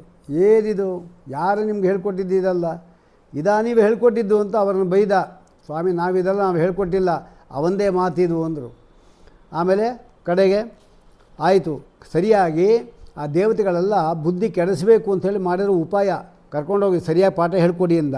ಇನ್ನೊಂದು ಸಾರಿ ಬಂದರು. ಯಾವಾಗ ಇನ್ನೊಂದು ಸಾರಿ ಬಂದರು, ಅವರಲ್ಲಿ ಹೋಗ್ಬಿಟ್ಟು ಕೋಲ್ ತೆಗೆದುಕೊಂಡು ಭಯಪಡಿಸ್ತಾರಂತೆ ಅವರನ್ನು. ಆನೀಯ ತಾಮರೇವೇತ್ರಂ ಅಸ್ಮಾಕಂ, ನಮ್ಮ ಕೋಲ್ ತೊಗೊಂಬಂಡ್ರು, ಮಾಡ್ತೀನಿ ಇವರಿಗೆ ಅಂತ ಆ ಚಂಡಾಮರ್ಕರಂದರು. ಯಾಕೆ ಅಂದರೆ ನಾವು ಒಂದು ಹೇಳ್ಕೊಟ್ಟಿಲ್ಲ, ಅದೆಲ್ಲ ಅವರಪ್ಪನ ಮುಂದೆ ಹೇಳ್ಕೊಟ್ಟು ಹೇಳಿದ್ದಲ್ಲ. ಯಾರು ಹೇಳ್ಕೊಟ್ರು ನಿಮಗೆ ಹೀಗೆಲ್ಲ ಗಲಾಟೆ ಮಾಡಿದ್ರು. ಕುಲಾಂಗಾರಸ್ಯ ದುರ್ಬುದ್ಧೇಹೇ, ಕುಲಾಂಗಾರ ಆಗೋದೇಲೋ ಅಂತ. ಏನು ಹಾಗಂದರೆ ಕುಲಾಂಗಾರ ಆಗೋದು ಒಂದೇ ಅರ್ಥ. ಚಂಡಾಮರ್ಕ ಪ್ರಹ್ಲಾದನನ್ನು ಕುಲಾಂಗಾರ ಅಂತ ಅಂದರೆ ಹಿರಣ್ಯಕಶಿಪುವಿನ ವಂಶ ಚಂದನವನ, ಗಂಧದ ವನ, ಅಲ್ಲಿ ಕಲ್ಲಿದ್ದು ಸಿಕ್ಬಿಟ್ರೆ ಹೇಗೋ ಹಾಗೆ ಸಿಗ್ದಿಯಲ್ಲೋ ನೀನು ಅಂತ ಅವರು ಬೈತಾ ಇರೋರು. ಅದಕ್ಕೆ ವಿಜಯಧ್ವಜ ತೀರ್ಥ ಏನು ಹೇಳ್ತಾರೆ ಅಂದರೆ, ಹಾಗಲ್ಲ, ಕಲ್ಲಿದ್ದಲಿನ ಗಣಿಯಲ್ಲಿ ಚಿನ್ನ ಸಿಕ್ಬಿಡ್ತಿದ್ದು, ಪ್ರಹ್ಲಾದ ರಾಜ ಚಿನ್ನ ಅಂಥೇಳಿ ಅಂತ ಹೀಗೆಲ್ಲ ಸರಿ ಮಾಡ್ತಾರೆ ಅವರು. ಅದಾದ ಮೇಲೆ ದೈತೇಯ ಚಂದ್ರವನೇ ಜಾತೋಯಂ ಕಂಟಕದ್ರುಮಃ ಎಂಬುದಾಗಿ ಹೇಳ್ತಾರೆ. ಕಡೆಗೆ ಪ್ರಹ್ಲಾದ ಪುನಃ ತ್ರಿವರ್ಗವನ್ನು ಮಾತ್ರ ಹೇಳಿಕೊಟ್ರು. ಆದರೂ ಕೂಡ ಅವನ ಅದ್ಯಾವುದನ್ನು ಕಲೀಲಿಲ್ಲ. ಪುನಃ ಎಣೆ ಸತ್ಯ ಬಂದರು. ಬಂದ ಕೂಡಲೇ ಅವರು ಸ್ತೋತ್ರ ಮಾಡ್ತಾರೆ ತಂದೆಯನ್ನು. ತಂದೆ ಏನು ನಮಸ್ಕಾರ ಮಾಡಿ, ತಾಯಿ ನಮಸ್ಕಾರ ಮಾಡಿ, ಗುರುಗಳು ನಮಸ್ಕಾರ ಮಾಡಿ ವಿನೀತನಾಗಿ ಆಗಿ ಹೇಳ್ತಾನೆ, ನೋಡಪ್ಪ, ಹೋದ ಸಾರಿ ಸರಿ ಹೇಳಿಲ್ಲ. ಪ್ರಹ್ಲಾದ ಅನೂಚ್ಯತಾಂ ತಾತ ಸ್ವದೀತಂ ಕಿಂಚಿದುತ್ತಮ, ನೀನು ಓದಿದ್ದರಲ್ಲಿ ಉತ್ತಮವಾದ ಒಂದು ಶ್ಲೋಕಕ್ಕೆ ವ್ಯಾಖ್ಯಾನ ಮಾಡಿ ನೋಡೋಣ ಅಂತ ಕೇಳ್ತಾನೆ. ಆಗ ಅವನು ಶುರು ಮಾಡ್ತಾನೆ. ಶ್ರವಣಂ ಕೀರ್ತನಂ ವಿಷ್ಣೋ ಸ್ಮರಣಂ ಪಾದಸೇವನಂ ಅರ್ಚನಂ ವಂದನಂ ದಾಸ್ಯಂ ಸಖ್ಯಂ ಆತ್ಮನಿವೇದನಂ ಇದು ಪುಂಸಾರ್ಪಿತ ವಿಷ್ಣು ಭಕ್ತಿಶ್ಚೇನ್ ನವಲಕ್ಷಣ. ವಿಷ್ಣುವಿನಲ್ಲಿ 9 ವಿಧವಾದ ಭಕ್ತಿಯನ್ನು ಮಾಡೋದೇ ಈ ಮಾನವ ಜನ್ಮಕ್ಕೆ ಸಾರ್ಥಕ್ಯ ಅನ್ಬಿಡ್ತಾನೆ. ವಿಷ್ಣು ಅಂತ ಶಬ್ದ ಬರೋವರೆಗೂ ಸುಮ್ಮನೆ ಇದ್ದ ಅವನು. ವಿಷ್ಣುವು ಅಂದ್ಕೊಳ್ಳೆ ನಾನು ಶತ್ರುವಿನ ಹೆಸರು ಹೇಳ್ತಾ ಇದ್ದೆ ನೀನು ಅಂತಲ್ಲ, ಹೌ ಹಾರಿ ಒಂದು ಸಾರಿ ತೊಡೆಮೆ ಕೂತಿರೋ ಅವನ ವ್ಯಕ್ತಿಯನ್ನು ದಬ್ಬದ ಕೆಳಗಡೆ. ಅವನ ಅಭಿಪ್ರಾಯ ಏನು? ಹರಿಕಥೆಯನ್ನು ಕೇಳೋದು, ಅವನ ನಾಮವನ್ನು ಬಾಯಲ್ಲಿ ಹೇಳೋದು, ಮಹಾತ್ಮನ ಸ್ಮರಣೆ ಮಾಡೋದು, ಭಗವದ್ಭಕ್ತರ ಪಾದಗಳನ್ನು ಸೇವಿಸುವುದು, ಪಾದಸೇವನ ಅಂದರೆ ತಂತ್ರ ಸಾರೋಕ್ತವಾದ ರೀತಿಯಿಂದ ಪೂಜಿಸೋದು, ಹರಿಯನ್ನು ವಂದನೆ ಮಾಡೋದು, ನಾನು ಹರಿಯ ದಾಸ ಅಂತ ತಿಳಿಯೋದು, ಪರಮಾತ್ಮನ ಅತ್ಯಂತ ಸ್ನೇಹವನ್ನು ಮಾಡೋದು, ಮುಕ್ತರಲ್ಲಿಯೂ ಕೂಡ ಪರಮಾತ್ಮ ತುರಿಯ ರೂಪದಿಂದ ನಿಯಾಮಕ ಅಂತ ತಿಳ್ಕೊಳ್ಳೋದು. ಇದು 9 ವಿಧವಾದ ಭಕ್ತಿ. ಇದಕ್ಕೆ ಒಂದೊಂದು ಮಾಡಿದ್ದಕ್ಕೆ ಪರಮಾತ್ಮ ಅನುಗ್ರಹ ಮಾಡಿದ್ದಾನೆ. ಈಗ ಶ್ರವಣ ಯಾರು ಮಾಡಿದರು? 24 ಗಂಟೆ 7 ದಿವಸ ಎಷ್ಟಾಯಿತು? 168 ಗಂಟೆಗಳ ಕಾಲ ಪರೀಕ್ಷಿತ್ ರಾಜ ಶುಕಾಚಾರ್ಯರಿಂದ ಪಾಠವನ್ನು ಕೇಳಿದ. ನೋಡಿ, ಶ್ರವಣ ಅಂದರೆ ಅದು ಹೇಳಿದ್ರಲ್ಲ ಅವರು ಶುಕಾಚಾರ್ಯರು. ಕೀರ್ತನ, ಸ್ಮರಣಂ ಕೀರ್ತನಂ ವಿಷ್ಣು, ಸ್ಮರಣ ಇನ್ಯಾರು ಸಿಗಲೇ ಇಲ್ಲ. ನಿಂತರೆ ಕೂತರೆ ಎದ್ದರೆ ಇವನೇ ಹರಿಸ್ಮರಣೆ ಮಾಡ್ತಾ ಕೂತಿದ್ದಾನೆ. ಪ್ರಹ್ಲಾದ ರಾಜನ ದೃಷ್ಟ ಅಂತ. ಪಾದಸೇವನಕ್ಕೆ ಲಕ್ಷ್ಮೀದೇವಿ, ಅವನ ಪಾದ ಬಿಡೋದೇ ಇಲ್ಲ ಅವಳು. ಅರ್ಚನಕ್ಕೆ ಪೃಥು ಚಕ್ರವರ್ತಿ, ನಿರಂತರವಾಗಿ ಅರ್ಚನೆ ಒಂದು ಪೃಥು ಚಕ್ರವರ್ತಿ. ವಂದನಕ್ಕೆ ಅಕ್ರೂರ, ಅಂದರೆ ಹೊರಳಾಡ್ಕೊಂಡು ಹೋಗಿದ್ದಾನೆ ಪರಮಾತ್ಮನ ಮನೆಯವರೆಗೂ, ಅದು ವಂದನ. ದಾಸ್ಯಕ್ಕೆ ಹನುಮಂತ ದೇವರೇ, ದಾಸೋಹಂ ಕೋಸಲೇಂದ್ರಸ್ಯ ಅಂತ ಹೇಳಿದವನು. ಸಖ್ಯ ಅರ್ಜುನ. ಆತ್ಮನಿವೇದನಕ್ಕೆ ಬಲಿ ಚಕ್ರವರ್ತಿ, ತನ್ನನ್ನೇ ಪರಮಾತ್ಮಗೆ ಅರ್ಪಣೆ ಮಾಡಿಬಿಟ್ಟ. ಇದೆಲ್ಲ 9 ವಿಧವಾದ ಭಕ್ತಿನ ಒಂದೊಂದು ಮಾಡಿದ್ದಕ್ಕೆ ಪರಮಾತ್ಮ ಅನುಗ್ರಹ ಮಾಡಿದ್ದಾನೆ ಅಂದ ಮೇಲೆ ಇನ್ನು ಅಷ್ಟು ಮಾಡಿದ್ರೆ ಅನುಗ್ರಹ ಮಾಡದೇ ಇರ್ತಾನ? ಮಾಡೇ ಮಾಡ್ತಾನೆ ಅಂತ ಹೇಳಿಕೊಳ್ಳೆ ಈ ಮಾತು ಕೇಳಿ ನನಗೆ ಭಾರಿ ಕೋಪ ಬಂತು. ಅದರಿಂದ ಅವನು ದಬ್ಬಿ ಕರ್ಕೊಂಡು ಹೋಗಿ ಅಂತ ಹೇಳ್ದ. ಆಗ ನಾನೇ ನನಗೆ ಬುದ್ಧಿ ಕಲಿಸ್ತೇನೆ ಅಂತ ಹೇಳಿಬಿಟ್ಟು, ನಿಮ್ಮ ಚಿಕ್ಕಪ್ಪನನ್ನು ಕೊಂದು ಹಾಕಿರತಕ್ಕಂಥ ಹಿರಣ್ಯಾಕ್ಷನ ಕೊಂದು ಹಾಕಿರತಕ್ಕಂಥ ವಿಷ್ಣುವಿನ ಅಷ್ಟು ಭಕ್ತಿ ನನಗೆ. ನಾವು ನಿಮ್ಮನ್ನು ಸಾಕಿದವರು ಹಡೆದವರು, ನಮ್ಮ ಮೇಲೆ ಭಕ್ತಿ ಮಾಡಿದ, ಅವನು ಭಕ್ತಿ ಮಾಡ್ತಾ ಇದು ಹೇಗಿದು ಅಂತ ಹೀಗೆಲ್ಲ ಕೇಳ್ತಾನೆ. ಅದಕ್ಕೆ ಅವರು ಹೇಳ್ತಾರೆ, ನೋಡು, ನಾವು ನನ್ನ ಮನಸ್ಸು ಯಾವ ರೀತಿ ಕಬ್ಬಿಣ ಇದ್ದ ಹಾಗೆ, ನಾನು ಪರಮಾತ್ಮ ಇದ್ದವನು ಮ್ಯಾಗ್ನೆಟ್ಟು ಅಯಸ್ಕಾಂತ ಇದ್ದಾಗೆ. ಅಯಸ್ಕಾಂತ ಇಟ್ಟ ಕಬ್ಬಿಣ ಅದೇ ಚಲಿಸುವಂತೆ ಆ ಪರಮಾತ್ಮನ ಕಡೆ ನನ್ನ ಮನಸ್ಸೇ ಹೋಗ್ತಾ ಇದೆ. ಯಾರು ಹೇಳ್ಕೊಟ್ಟಿದ್ದೆಲ್ಲ ಯಾರಿಗೂ ಬೈಬೇಡ ಅಂತ ಹೇಳ್ತಾನೆ ಅವನು. ಹಾಗಾಗಿ ಕೋಪ ಬರುತ್ತೆ ಅವನಿಗೆ. ವಧ್ಯತಾಂ ವಧ್ಯತಾಂ ಆಶ್ವಯಂ ವಧ್ಯೋ, ಕೊಂದು ಹಾಕ್ಬಿಡಿ ಇವನನ್ನು, ಈ ನೀಚ ಪ್ರಹ್ಲಾದನ ಬಂಧುಗಳೆಲ್ಲ ಬಿಟ್ಟು ತನ್ನ ತಮ್ಮ ಏನಿದ್ದಾನೆ ಅಂದರೆ ಚಿಕ್ಕಪ್ಪ, ಅವನನ್ನು ಕೊಂದಿರತಕ್ಕಂಥ ವಿಷ್ಣುವಿನ ಪಾದ ಬಯಸ್ತಾ ಇದ್ದಾನೆ, ಇವನು ಮುಗಿಸ್ಬಿಡಿ ಎಂಬುದಾಗಿ ಹೇಳಿ ಅನೇಕ ರೀತಿಯಾದ ಅವನು ಹೇಳ್ತಾನೆ, ಸರ್ವೈಹಿ ಉಪಾಯೈಹಿ ಹಂತವ್ಯ, ಏನೇನು ಉಪಾಯ ಇದೆ ಕೊಲ್ಲಿಕ್ಕೆ ಅಷ್ಟೊಂದು ಕೊಂದುಬಿಡಬೇಕು ಅಂತ ಆಜ್ಞೆ ಮಾಡಿದ್ದಾನೆ. ಆಗ ಅವರಿಗೆ ನೈಋತಾಸ್ತೆ, ಅವ್ರಿಗೇನು ಕೊಲ್ಲೋದು ಅಂದರೆ ಭಾರಿ ಆಟ ಅವರಿಗೆ.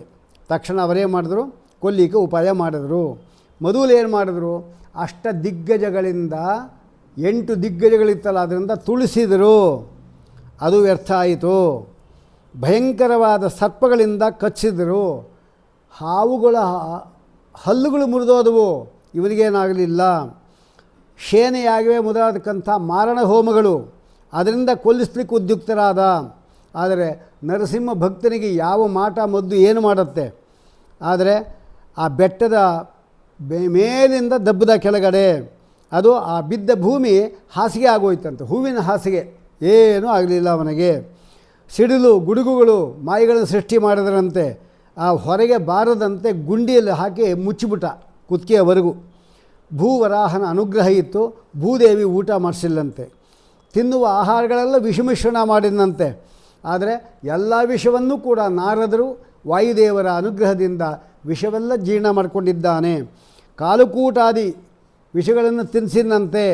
ಅವನಿಗೆ ಯಾವ ವಿಷ ಅವನಿಗೆ ವಸ್ತುತ ನಮ್ಮ ಸೋದರ ಮಾವ ಅಂದ್ಬಿಡ್ತಾನೆ ಅವನು. ಏನು ವಿಷ ಕುಡಿದ್ರೆ ಏನು ಆಗಲಿಲ್ವ ನಿಂಗೆ ಹೆಂಗೆ ಕೇಳ್ತಾರೆ.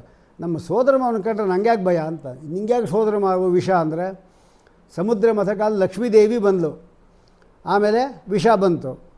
ಲಕ್ಷ್ಮೀದೇವಿ ತಾಯಿ ನನಗೆ, ತಾಯಿ ತಮ್ಮ ಏನಾಗಬೇಕು, ಸೋದರ ಮಾವ ಆಗಬೇಕು. ಹಾಗಾಗಿ ಇಂತಹ ಭಗವಂತ ಸಮೀಪ ಇರುವಾಗ ಯಾವ ಒಂದು ಆಹಾರ ಉಪವಾಸ ವ್ರತ ಮಾಡಿಸ್ಬಿಟ್ರು, ಎಷ್ಟೋ ದಿವಸ ಊಟವೇ ಹಾಕಲಿಲ್ಲ. ಆದರೂ ಕೂಡ ಪರಮಾತ್ಮ ಸ್ತೋತ್ರ ಮಾಡ್ತಾ ಕಳೆದುಬಿಟ್ಟ. ಅವನಿಗೆ ಒಂದು ಇದಾಯಿತು, ಇವನನ್ನು ಕೊಲ್ಲೋದು ಹೇಗಪ್ಪ ಅಂತ ಚಿಂತೆ ಆಗೋಯಿತು. ನಾನು ಕೇಳಿದ್ದು ಬೆಂಕಿಯಿಂದ ಏನಾಗೋದು ಬೇಡ, ಪರ್ವತದಿಂದ ಆಗೋದು ಬೇಡ ಅಂತ ಎಲ್ಲ ವರ ಆ ಬ್ರಹ್ಮದೇವ ತಲೆ ಕೆಟ್ಟೆ ಅದನ್ನು ನನ್ನ ಮಗನ ಕೊಟ್ಬಿಟ್ಟು ಕಡೆಗೆ ನಾನು ಕೇಳಿದ್ದಕ್ಕೆ. ಯಾಕೆ ನಾ ಏನೇ ಕೇಳ ಎಲ್ಲ ಅವನಿಗೆ ಫಲ ಕೊಡ್ತಾ ಇದೆ ಅಂತ ವಿಚಾರ ಮಾಡಿದ್ರು. ಈಗೆಲ್ಲ ಏನಾಯಿತು, ಇದರ ವಿಶೇಷಗಳು ಹೇಳ್ತಾ ಇದ್ದಾರೆ. ವಿಷವನ್ನು ಕೊಟ್ಟಂತೆ, ಅವನಿಗೆ ವಿಷ ಕೊಟ್ಟರು. ವಿಷ ಕೊಟ್ಟಾಗ ಶುಕಾಚಾರ್ಯ ಶಿವನನ್ನು ಒಲಿಸ್ಕೊಂಡ್ರು. ಕಂಠದಲ್ಲಿ ಇತ್ತಲ್ಲ ವಿಷ, ಆ ಶಿವನನ್ನು ಒಲಿಸ್ಕೊಂಡು ಆ ವಿಷವನ್ನು ಪ್ರಹ್ಲಾದನ ಆಹಾರಗಳಲ್ಲಿ ಮಿಶ್ರಣ ಮಾಡಿ ಅವನು ತಿನ್ನಿಸಿದರು. ಪ್ರಹ್ಲಾದ ತನ್ನ ಗುರುವಾರತಕ್ಕಂಥ ನಾರದರು ವಾಯುವಿನ ಸ್ಮರಣೆ ಮಾಡೇ ಜೀರ್ಣ ಮಾಡಿಕೊಂಡ. ಆ ದಿವಸದೇನಾಯಿತು ಅಂದರೆ ಅವನ ಪಟ್ಟದ ಕುದುರೆ ಸತ್ತೋಯಿತು. ಯಾಕೆ, ಭಕ್ತನನ್ನು ಪೀಡೆ ಕೊಟ್ಟಿದ್ದರಿಂದ ಪಟ್ಟದ ಕುದುರೆ ಇತ್ತಲ್ಲ ಅದು ಸತ್ತೋಯಿತು, ವಿಷ ತಿನ್ನಿಸಿದ್ದಕ್ಕೆ. ಶುಕ್ರಾಚ್ಯ ಪ್ರಾಪ್ತಂ ತದ ಅತೀವ ದುಸ್ಸಹಂ ದದುಶ್ಚತೆ ಭಕ್ಷ್ಯ ಭೋಜ್ಯಾದಿಕೇಶು ಪ್ರಹ್ಲಾದೋಪಿ ಗುರೋರ್ ನಾರದಸ್ಯ ವಾಯುಶ್ಚ ಸ್ಮರಣಾಚ್ಯ ವಿಷ್ಣೋ. ಅದನ್ನು ತಿಂದು ಜೀರ್ಣ ಮಾಡಿಕೊಂಡ.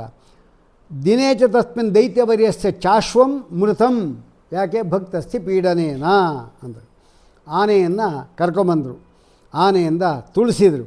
ಅವನೇ ಮಾಡ್ದ, ದಿಗ್ಗಜಗಳನ್ನೇ ಕರ್ಕೊಂಬಂದ, ತುಳಿದು ಹಿಂಸೆ ಮಾಡಿ ಪ್ರಯತ್ನ ಪಟ್ಟ. ಆನೆಗಳೆಲ್ಲ ದಂತಗಳಿಂದ ಅವನನ್ನು ಚುಚ್ಚಿ ಕಾಲಿಂದ ತುಳಿದವು. ಆನೆಗಳ ದಂತಗಳೇ ಮುರಿದೋದವು. ಮಾಹುತ ಪುನಃ ಅಂಕುಶ ಹಾಕಿ ಚುಚ್ಚಿನಂತೆ ಹೋಗುವ ಅವನ ಮೇಲೆ ಅಂತ. ಆದರೆ ಕರೆದರೂ ಕೂಡ ಬರಲಿಲ್ಲಂತೆ. ಪ್ರಹ್ಲಾದ ಬರಲಿಕ್ಕೆ ಹೆದರಿದವಂತೆ. ಯಾಕೆ ಅಂದರೆ ನರಸಿಂಹದೇವರ ಭಕ್ತ. ಯಾಕೆ ಅಂತ ಹೇಳಿದ್ರೆ, ಸಿಂಹ ಆನೆ ಎಂಬುದಕ್ಕೆ ಹೆದರುತ್ತಂದ್ರೆ ಒಂದೇ ಪ್ರಾಣಿಗೆ, ಸಿಂಹಕ್ಕೆ ಮಾತ್ರ. ಇವನ್ಯಾರು, ನರಸಿಂಹದೇವರ ಭಕ್ತ. ಅವನ ಕಂಡ್ರೆ ಭಯ ಪಡಲೇಬೇಕು. ಆಮೇಲೆ ಹಲ್ಲುಗಳೇ ಮುದುವುದು. ಆ ದಿವಸದಲ್ಲಿ ಅವನ ಪಟ್ಟದ ಆನೆ ಸತ್ತೋಯಿತು. ತಸ್ಮಿನ್ ದಿನೇ ಪಟ್ಟಗಜೋ ಮೃತಶ್ಚ, ಅವ ಸತ್ರು. ಆಮೇಲೆ ಭಯಂಕರ ವಿಷಗಳಿಂದ ಕೂಡಿರತಕ್ಕಂಥ ಸರ್ಪಗಳೇನಿದೆ, ಕೃಷ್ಣ ಸರ್ಪ, ಅದನ್ನು ತರಿಸಿ ಅವನ ಕಟ್ಟಲಿಕ್ಕೆ ಹಾವಾಡಿಗನಿಗೆ ಹೇಳ್ದ. ಕಚ್ಚಿದವು, ಸರ್ಪಗಳ ಹಲ್ಲೇ ಮುರಿದೋದವು. ಅದೇ ದಿನ ಹಿರಣ್ಯಕಶಿಪು ಎಲ್ಲೋ ಕೂತಿದ್ದವನು ಅಕಸ್ಮಾತ್ ಜಾರಿ ಅವನ ಹಲ್ಲುಗಳೆಲ್ಲ ಮುರಿದೋದವು. ತಸ್ಮಿನ್ ದಿನೇ ದೈತ್ಯವರ್ಯಸ್ಯ ದಂತಹ ಭೂಮೌ ಅಪತನ್ ಸಹಸ ಪಕ್ಷಿವರ್ಯ.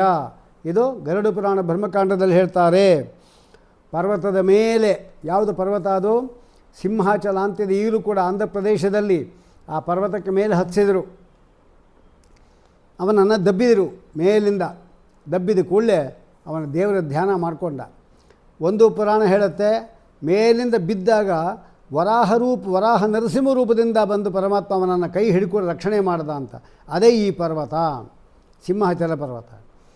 ಇನ್ನೊಂದು ಪುರಾಣ ಹೇಳುತ್ತೆ, ಮೇಲಿಂದ ಬಿದ್ದಾಗ ಆ ಭೂಮಿ ಪೂರ್ತಿ ಹೂವಿನ ಹಾಸಿಗೆ ಆಗೋಯಿತು, ಅವನಿಗೇನು ಆಗಲಿಲ್ಲ. ಹೀಗೆ ಪುನಃ 5-6 ಸಾರಿ ಅವನನ್ನು ಮೇಲಿಂದ ಬಿಸಾಕಿದರು, ಏನೂ ಅವನಿಗೆ ಆಗಲಿಲ್ಲ. ಆಮೇಲೆ ಆ ದಿವಸ ಏನಾಯಿತು, ವಿಷವನ್ನು ಕೊಡಿಸಿದ್ದಕ್ಕಾಗಿ ಪಟ್ಟದ ಕುದುರೆ ಸತ್ತೋಯಿತು, ಆನೆಗಳಿಂದ ತುಳಿಸಿದ್ದಕ್ಕಾಗಿ ಪಟ್ಟದ ಆನೆ ಮೃತ ಆಗೋಯಿತು, ಸರ್ಪಗಳಿಂದ ಕಚ್ಚಿಸಿದಾಗ ಸರ್ಪಗಳ ಹಲ್ಲು ಮುರಿದೋಯ್ತು, ಇವನು ಕೂಡ ಬಿದ್ದು ಹಲ್ಲನ್ನು ಕಳ್ಕೊಂಡ. ಪರ್ವತದಿಂದ ಮೇಲಿಂದ ಎತ್ತಿ ಬಿಸಾಕಿದರು. ಆ ದಿವಸ ಸಿಂಹಾಸನ ಕೂತಿದ್ದಾನೆ, ಅದೇನು ಹೀಗನ್ನುವಾಗ ಅವನ ಕಿರೀಟ ಎಂಬತಕ್ಕಂಥದ್ದು ಕೆಳಗಡೆ ಬಿದ್ದೋಯಿತು. ಅಂದರೆ ಆಯಿತು, ಗಿರೇಶ ಶೃಂಗಾತ್ ಅಧೋನಿಪಾತನಂ ಮಾಡ್ದ, ಜುಷ್ಟಂ ಕಿರೀಟಂ ಅಪದದ್ಭೂತಲೇಚ. ನಾಗಪಾಶದಿಂದ ಬಂಧಿಸೋದು. ಪ್ರಹ್ಲಾದ ರಾಜ ರಾತ್ರಿ ಕೂತ್ಕೊಂಡಿದ್ದಾನೆ, ಧ್ಯಾನಾಸಕ್ತನಾಗಿದ್ದಾನೆ, ಬಲವಾದ ನಾಗಪಾಶದಿಂದ ಕಟ್ಟಾಕಿದರು. ಆದರೆ ಗರುಡಧ್ವಜನ ಪರಮಾತ್ಮ ಧ್ಯಾನ ಮಾಡ್ತಾ ಇದ್ದರಿಂದ ಹಾವಿನ ಭಯ ಎಲ್ಲಿ? ವಿಹಗನ ಮಂದಿರದಿ ಪಾವುಗಳ ಭಯ ಉಂಟೆ ಅಂತ ಗರುಡನ ಮನೆಯಲ್ಲಿ ಅಲ್ಲೆಲ್ಲಿ ಬರುತ್ತೆ, ಅದಿಲ್ಲ. ಕಡೆಗೆ ಅವರೇ ಮಾಡಿದ್ರು, ಕಟ್ಟಾಕ್ಬಿಟ್ಟು ಒಂದು ಸಮುದ್ರದಲ್ಲಿ ಬಿಸಾಕ್ಬಿಟ್ರಂತೆ. ಇದೆಲ್ಲ ಭೀಮಸೇನಿಗೆ ಮಾಡಿದ್ದಾರೆ. ಭೀಮಸೇನ ಸ್ವಂತ ಶಕ್ತಿಯಿಂದ ಅನುಗ್ರಹ ಪಡ್ಕೊಂಡ, ಇವರು ವಾಯುದೇವರ ಪರಮಾತ್ಮ ಅನುಗ್ರಹದಿಂದ ಅನುಗ್ರಹ ಮಾಡಿಕೊಂಡಿದ್ದಾರೆ. ಸಮುದ್ರದಲ್ಲಿ ಬಿಸಾಕಿದ ಕೂಡ ಪ್ರಹ್ಲಾದ ಒಡವಾಗ್ದಿ ಇರುತ್ತಲ್ಲ, ಅಂದರೆ ಸಮುದ್ರದಲ್ಲಿ ಬೆಂಕಿ ಬರೋದು. ಮೊನ್ನೆ ಅವನು ಸಮುದ್ರದಲ್ಲಿ ತೋರಿಸಿದಿರೋದನ್ನು ಒಡವಾಗ್ನಿ ಅಂತ ಅದು ಹೆಸರು. ನೀರನ್ನೇ ಕಬಳಿಸ್ಬಿಡ್ದು ಬೇಕಾದ್ರೆ ಅಂಥದ್ದು. ತಿಮಿಂಗಲ ಅದು ಪ್ರಾಣಿಗಳೆಲ್ಲ ದೂರ ಹೊಟ್ಟೋದವು. ಸಮುದ್ರವೇ ಉಕ್ಕಿ ಹರಿತು. ಜ್ವಲಂತಂ ತೇಸಾ ವಿಷ್ಣೋ ಗ್ರಾಹ ಭೂರಿಭಿಯ ಅತ್ಯಜನ್ ಅಂತ ನರಸಿಂಹಪುರಾಣ ಹೇಳುತ್ತೆ. ಸಮುದ್ರರಾಜ ವಿಷ್ಣುವಿನ ಧ್ಯಾನದಲ್ಲಿದ್ದ ನೋಡಿ. ಸಮುದ್ರದಲ್ಲಿ ಬಿಸಾಕಿದಾಗ ಕೆಳಗಡೆ ಅಲ್ಲೇ ಸಾಯಂಕಾಲ ಬಂತಂತೆ. ಆ ಸಾಯಂಕಾಲದಲ್ಲಿ ಸಂಧ್ಯಾವಂದನೆ ಕಾಲ. ಆ ಸಂಧ್ಯಾವಂದನೆಯನ್ನು ಮಾಡ್ತಾ ಇದ್ದ ನೋಡಿ. ಅಂತಹ ಒಂದು ಆಪತ್ಕಾಲದಲ್ಲೂ ಸಂಧ್ಯಾವಂದನೆ ಮಾಡ್ತಾ ಇದ್ದ ಅಂದರೆ ಧರ್ಮವನ್ನು ರಕ್ಷಣೆ ಮಾಡಲಿಕ್ಕೆ ಎಷ್ಟು ಕಾತರತೆ ಅಂತ ಅರ್ಥ ಮಾಡ್ಕೋಬೇಕು. ಆ ಸಮುದ್ರರಾಜ ಬಂದು ಅವರನ್ನು ಕರ್ಕೊಂಡು ಬಂದು, ಯಾಕೆಂದರೆ ರಾಮಾವತಾರದಲ್ಲಿ ನಾನು ದುಃಖ ಅನುಭವಿಸಿದ್ದೇನೆ. ಯಾಕೆ? ಒಂದು ಬಾಣದಿಂದ ನೀರನ್ನೇ ಒಣಗಿಸಿಬಿಟ್ಟ. ಅವನ ಭಕ್ತ ಇವನು. ಅದಕ್ಕೋಸ್ಕರ ನಾನೇ ಕರ್ಕೊಂಡೋಗಿ ಬಿಡ್ತೀನಿ ಅಂತ ಕರ್ಕೊಂಬಂದು ಬೇಕಾಷ್ಟು ಸಂಪತ್ತು ಕೊಟ್ಟು ವಾಪಸ್ ಕಳಿಸ್ಕೊಟ್ಟ. ಆಗ ಹೇಳ್ತಾ, ಏನು ಬೇಕೋ ವರ ಕೇಳು ಅಂತ ವರುಣನನ್ನು ಕೇಳ್ತಾನೆ. ವರುಣ ಕೇಳ್ತಾನೆ. ಆಗ ನನಗೆ ಆ ಪರಮಾತ್ಮನ ದರ್ಶನ ಮಾಡು ಅಂದರೆ, ಆಯ್ತಪ್ಪ, ನೀನು ಯಾವ ಜಾಗದಲ್ಲಿ ಎಲ್ಲಿ ನೀನು ಪರಮಾತ್ಮ ನೋಡಬೇಕು ಅಂತ ಇಷ್ಟಪಡ್ತೆ ಅಲ್ಲಿ ಪರಮಾತ್ಮ ದರ್ಶನ ಕೊಡ್ತಾನೆ ಅಂತ ವರ ಕೊಡ್ತಾನೆ. ಆಗ ಕಂಬದಲ್ಲಿ ಪರಮಾತ್ಮ ಇದ್ದಾನ ಅಂತ ಕೇಳ್ದ ಅವನು. ಯಾಕಪ್ಪ ಸಂದೇಹ ಇದ್ದಾನೆ ಅಂದರೆ, ಈಗ ದೇವ್ರನ್ನ ಕೇಳ್ಕೊಂಡಂಥವನು ಅಂದರೆ ಇಲ್ಲಿ ನೀನು ದರ್ಶನ ಕೊಡಪ್ಪ ಅಂತ ಕೇಳ್ಕೊಂಡಂತೆ. ಆಗ ನರಸಿಂಹದೇವರು ಕೊಟ್ಟರು ಅಂತ ಅಲ್ಲಿಗೆ ಅನ್ವಯ ಆಗುತ್ತೆ. ಪುನಃ ಅವನಿಗೆ ಚಂಡಾಮರ್ಕರು ಹೇಳ್ತಾರೆ, ಈಗ ನಾವು ಸುಮ್ಮನೆ ಇದ್ದು ಬಿಡೋಣ ಅವನನ್ನು. ಯಾಕೆ ಅಂದರೆ ನಮ್ಮ ಗುರುಗಳು ತಂದೆ ಯಾರು ಶುಕ್ರಾಚಾರ್ಯರು ತಪಸ್ಸಿಗೆ ಹೋಗಿದ್ದಾರೆ, ಅವರು ಬಂದಾಗ ಏನೋ ಒಂದು ಉಪಾಯ ಮಾಡ್ತಾರೆ, ಈಗ ಬಿಟ್ಬಿಟ್ಟು ಸುಮ್ಮನೆ ಅಂತ ಹೇಳಿಕೊಳ್ಳೆ. ಆಯಿತು ಬಿಡ್ತಾನೆ. ಆ ಪಾಠಕ್ಕೆ ಬರ್ತಾನೆ. ಪಾಠಕ್ಕೆ ಬಂದರೆ ಪೂರ್ಣವಾಗಿ ಎಲ್ಲ ದೈತ್ಯ ಬಾಲಕರಿಗೂ ಪಾಠ ಹೇಳಿಕೊಂಡು ಶುರು ಮಾಡ್ದ. ಅವನು ಹೇಳ್ತಾನೆ, ಯಾವ ಪ್ರಾಣಿಯನ್ನೂ ಕೂಡ ನಾವು ಕೊಲ್ಲಬಾರದು. ಯಾಕೆ? ಯೋನ ಹಿಂಸ್ಯಾತ್ ಧರ್ಮ ಕಾಮಮಾತ್ಮ ನಮ್ಮ ಸ್ವಜನೇ ಅವಶಃ. ಧರ್ಮವನ್ನು ನಾವು ನಮಗಿರೋದೇ 100 ವರ್ಷ, ಅದರಲ್ಲಿ 50 ವರ್ಷ ನಿದ್ದೆ, ಇನ್ನು 20 ವರ್ಷ ಬಾಲ್ಯ, ಕಡೆ 80 ಆದಮೇಲೆ 20 ವರ್ಷ ಬದುಕಿದ್ರು ಒಂದೇ, ಸತ್ರು ಒಂದೇ, ಇನ್ನು ಉಳಿದಿದ್ದು 10 ವರ್ಷ. ಈ 10 ವರ್ಷದಲ್ಲಿ ನಮ್ಮ ಜೀವನ ಸಾರ್ಥಕಗೊಳಿಸಬೇಕು. ಅದಕ್ಕೋಸ್ಕರವಾಗಿ ಚಿಕ್ಕ ವಯಸ್ಸಿನಿಂದಲೂ ಕೂಡ ನಾವು ಏನು ಮಾಡಬೇಕು? ಧರ್ಮವನ್ನು ಮಾಡಬೇಕು. ಯಾಕೆ? ದುರ್ಲಭಂ ಮಾನುಷಂ ಜನ್ಮ ತದಪ್ಯಧ್ರುವಮರ್ಥದಂ. ಇಂತಹ ಜನ್ಮ ಮುಂದೆ ಬರುತ್ತೆ ಅಂತಿಲ್ಲ ಮನುಷ್ಯ ಜನ್ಮ ಬಂದರೂ ಕೂಡ. ಆದ್ದರಿಂದ ನಾವು ಅದನ್ನು ಬಾಲ್ಯೇ ವಿದ್ಯಾಂ ನಿಷೇವೇತ. ಮತ್ತು ಆ ಪರಮಾತ್ಮನನ್ನು ತಿಳ್ಕೊಳ್ಳೋದು ಹೇಗೆ? ಎಲ್ಲಿದ್ದಾನವನು ಅಂದರೆ, ಏನು ಕಷ್ಟಪಡಬೇಡಿ. ಯಾಕೆಂದರೆ ನೀವು ಎಲ್ಲಿ ಕರೆದ್ರೆ ಅಲ್ಲೇ ಪರಮಾತ್ಮ ಬರ್ತಾನೆ. ಆದ್ದರಿಂದ ನಾವು ಪರಮಾತ್ಮನ ಸ್ತೋತ್ರ ಮಾಡ್ತಾ ಇರಬೇಕು. ಇದೆಲ್ಲ ಅವನು ಬೇಕಾಷ್ಟು ಉಪದೇಶಗಳೆಲ್ಲ ಮಾಡ್ತಾನೆ ಪ್ರಹ್ಲಾದ ರಾಜ. ಅವನು ಎಷ್ಟೋ ಜನ ಪಂಡಿತರೂ ಕೂಡ ತಮ್ಮ ಜೀವನದಲ್ಲಿ ಹೀಗೆ ಕಾಲವನ್ನು ಕಳೆದು ಜೀವನ ಹಾಳು ಮಾಡ್ಕೊತಾರೆ. ಸಾಮಾನ್ಯ ಜನರಿಗೆ ಇದು ಅರ್ಥ ಆಗೋದೇ ಇಲ್ಲ. ಅದಕ್ಕಾಗಿ ಮೊದಲಿಂದಲೂ ಕೂಡ ಪರಮಾತ್ಮನನ್ನು ನಾವು ರಕ್ಷಣೆ ಮಾಡ್ಕೋಬೇಕು, ಅವನನ್ನು ಸ್ತೋತ್ರ ಮಾಡಬೇಕು ಅಂತ ಹೇಳಿದರೆ ಆಗ ಅವನು ಹಿರಣ್ಯಕಶಿಪು ಗೊತ್ತಾಯಿತು ತಾನು ಕೆಡೋದಲ್ಲದೆ ಇದ್ದವರೆಲ್ಲ ಕೆಡಿಸ್ತಾ ಇದ್ದಾನೆ ಅಂತ ಗೊತ್ತಾಯಿತು. ತಕ್ಷಣ ಅವನೇ ಮಾಡ್ದ, ಅವರೆಲ್ಲ ಬಂದು ಹೇಳಿದ್ರು, ಚಂಡಾಮರ್ಕರು ಬಂದು ಹೇಳಿದ್ರು, ನಾವು ಅವನ ಮಾತ್ರ ಕೆಡ್ತಾ ಇದ್ದಾನೆ ಅಂತ ಅಂದ್ಕೊಂಡಿದ್ದೀವಿ, ಆ ಇದ್ದ ಬಾಲಕರೆಲ್ಲ ನಾವು ಇಲ್ಲದೇ ಇರುವ ಸ್ಥಾನಗಿರಿಗೆ ಪೂಜೆ ಹೋಗಿದ್ದಾಗ ಎಲ್ಲ ತತ್ವೋಪದೇಶ ಮಾಡ್ತಾ ಇದ್ದಾನೆ, ಆದ್ದರಿಂದ ನಮಗೆ ಅವನ ತಡ್ಕೊಳ್ಳಿಕ್ಕಾಗಲ್ಲ, ನಿಮ್ಮ ಮಗನನ್ನು ನೀವೇ ದಾರಿ ತರಿ ಅಂತ ಹೇಳಿಬಿಟ್ರು. ಅದು ಹೇಳಿದ ಕೂಡಲೇ ಇನ್ನೂ ಕೋಪ ಬಂತು ಈಗ ಅವನಿಗೆ. ತಕ್ಷಣ ಅವನನ್ನು ಎಳ್ಕೊಂಬಂದು ಅವನು ಹೇಳ್ತಾನೆ, ಹೇ ದುರ್ವಿನೀತ ಮಂದಾತ್ಮನ್ ಕುಲಭೇದಕರಾಧಮ ಸ್ತಬ್ಧಂ ಮಚ್ಛಾಸನೋದ್ಭೂತಂ ಧೂತಂ ನೇಷ್ಯತ್ವಾದ್ಯ ಯಮಕ್ಷಯಂ ಅಂತಾನೆ. ಎಲ್ಲೋ ಮಂದಬುದ್ಧಿ ನೀಚ, ಇದೇನು ನೀವು ಮಾಡ್ತಾ ಇರೋದು, ನನ್ನ ಆಜ್ಞೆಯನ್ನು ಮೀರಿ ನೀನು ಅವ್ರ ಪಾಠ ಹೇಳ್ಕೊಡ್ತಾ ಇದ್ದೀಯಲ್ವ, ಯಮಪಟ್ಟಣಕ್ಕೆ ಈಗಲೇ ನೀನು ಕಳಿಸ್ತೇನೆ ಅಂತಾನೆ. ಯಾಕೆಂದರೆ ಕೋಪಗೊಂಡಿರತಕ್ಕಂಥ ನನ್ನನ್ನು ನೋಡಿದರೆ 3 ಲೋಕ ನಡುಗಿಬಿಡುತ್ತೆ ಗೊತ್ತಾ ನಿಮಗೆ. ಆಯಿತು, ಇಷ್ಟು ಬಲ ನಿಂಗೆ ಎಲ್ಲಿಂದ ಬಂತು ಹೇಳು. ಶಾಸನಂ ಕಿಂಬಲೋ ಅತ್ಯಗಾಹ, ಯಾವ ಬಲವನ್ನು ಅವಲಂಬಿಸ್ಕೊಂಡು ನನ್ನ ಮಾತನ್ನು ಮೀರ್ತಾ ಇದ್ದೆ ಹೇಳು ಅಂದ. ಪ್ರಹ್ಲಾದ ಹೇಳ್ತಾನೆ, ಅಲ್ಲಪ್ಪ ನಿನಗೆ ಮಾತ್ರ ಬಲ ಕೊಟ್ಟವರಲ್ಲ, ನಿನಗೆ ಯಾರು ಬಲ ಕೊಟ್ಟರೋ ರುದ್ರದೇವರು, ಅವರಿಗೆ ಬಲ ಕೊಟ್ಟವನು ಆ ವಿಷ್ಣುವೇ. ಆ ರುದ್ರದೇವರಿಗೆ ಯಾರು ಬಲ ಕೊಟ್ಟರು? ಬ್ರಹ್ಮದೇವರು. ಆ ಬ್ರಹ್ಮದೇವರು ಕೂಡ ಬಲ ಕೊಟ್ಟವನು ಲಕ್ಷ್ಮೀದೇವಿ, ಅವಳಿಗೂ ಕೂಡ ಬಲ ಕೊಟ್ಟವನು ಪರಮಾತ್ಮ. ಸವೈ ಬಲಂ ಬಲಿನಾಂ ಚಾಪರೇಶಾಂ ಎಂಬುದಾಗಿ ಹೇಳ್ತಾರೆ. ಆಗ ಸಾಮಾನ್ಯ ಇದೆಲ್ಲ ಶಾಸ್ತ್ರದ ಪ್ರಮೇಯಗಳೇ. ಶ್ರೀಪಾದರಾಜರು ಕೂಡ ಇದೇ ಒಂದು ಸಂದರ್ಭದಲ್ಲಿ ತಂದೆ ಕೇಳಯ್ಯ ಬ್ರಹ್ಮಾದಿ ಆಸ್ತಂಭ ಪರ್ಯಂತವಂ ಜಂಗಮ ಸ್ಥಾವರಾತ್ಮ ಪ್ರಪಂಚ ಉಚ್ಚ ನೀಚಂ ಪ್ರಜಾನೀಕಂ ಯಾವತ್ ದಾವನಾಥನ ಅಧೀನದಲ್ಲಿಪ್ಪುದೋ ಆತನೇ ಎನ್ನಗೆ ನಿನ್ನಗೆ ಇನ್ನು ಮಿಕ್ಕಾದ ಚೈತನ್ಯಕ್ಕೆಲ್ಲ ಬಲಶ್ರೀಯು ತಾನಾದನೇ, ಎಲ್ಲರಿಗೂ ಬಲ ಕೊಟ್ಟಿದ್ದವನೇ ಅಂತ ಶ್ರೀಪಾದರಾಜ ಹೇಳ್ತಾ ಇದ್ದಾರೆ. ಅಲ್ಲದೆ ಜಖ್ಯಾಸುರಂ ಭಾವಂ, ಈ ಆಸುರ ಭಾವ ಬಿಟ್ಬಿಡಪ್ಪ, ಯಾಕೆ ದ್ವೇಷ ಮಾಡ್ತಿ, ಬೇಡ ಅಂತ ಪರಮಾತ್ಮನಿಗೆ ಅವನು ಹೇಳ್ತಾ ಇದ್ದ. ಅದು ಹೇಳಿದ ಕೂಡಲೇ ಪರಮಾತ್ಮನ ಬಗ್ಗೆ ಹೇಳಿದಂಗೆ ಅರ್ಥ ಆಗಲಿಲ್ಲ. ಹಾಗಾದರೆ ನೀ ಸಾಯಬೇಕು ಅಂತ ತೀರ್ಮಾನ ಆಗಿದ್ದಿ, ಯಸ್ತ್ವಯ ಮಂದಭಾಗ್ಯೋಕ್ತೋ ಮದನ್ಯೋ ಜಗದೀಶ್ವರ, ನನಗಿಂತಲೂ ಕೂಡ ಭಿನ್ನನಾದ ಒಬ್ಬ ಜಗದೀಶ್ವರ ಇದ್ದಾನೆ ಅಂದೆಲ್ಲ, ಅವನೆಲ್ಲಿದ್ದಾನೆ ಹೇಳೋಣ, ಕ್ವಾಸವು ಎಲ್ಲಿದ್ದಾನವನು? ಯದೀ ಸಹ ಸರ್ವತ್ರ, ಎಲ್ಲ ಕಡೆ ಇದ್ದಾನೆ ಅಂತ ಹೇಳೋದಾದರೆ ಕಸ್ಮ ಸ್ತಂಭೆ ನ ದೃಶ್ಯತೆ ಅಂತ. ಸ್ತಂಭದಲ್ಲಿ ಯಾಕೆ ಕಾಣಿಸ್ತಾ ಇಲ್ಲ, ಎಲ್ಲ ಕಡೆ ಇದ್ದರೆ ಅಂತಾನೆ. ತೋರದೆ, ನೀನು ತೋರಲಿಲ್ಲ ಅಂದರೆ ಈಗ ನಿನ್ನ ದೇಹದಿಂದ ನಿನ್ನ ತಲೆಯನ್ನು ತೆಗೆದು ಬಿಡ್ತೇನೆ ಅಂತ ಗಲಾಟೆ ಮಾಡ್ತಾನೆ. ತೋರದೆ ಪೋದೆಯ ಇನ್ನು ನೀನು ಮರು ಮಾತಾಡದಂಗೆ ಶಿರಚ್ಛೇದ ಮಾಡುವೆನೋ, ನಿನ್ನೆಗೀ ವೇಳೆಯಲ್ ವಿಷ್ಣುನೆಂಬ ದಾವಾತ ತಾನು ಅಡ್ಡ ಬಂದಾನೋ ನಾ ನೋಡುವೆಂಬಂತಾನೆ ಶ್ರೀಪಾದರಾಜರ ಭಾಷೆಯಲ್ಲಿ.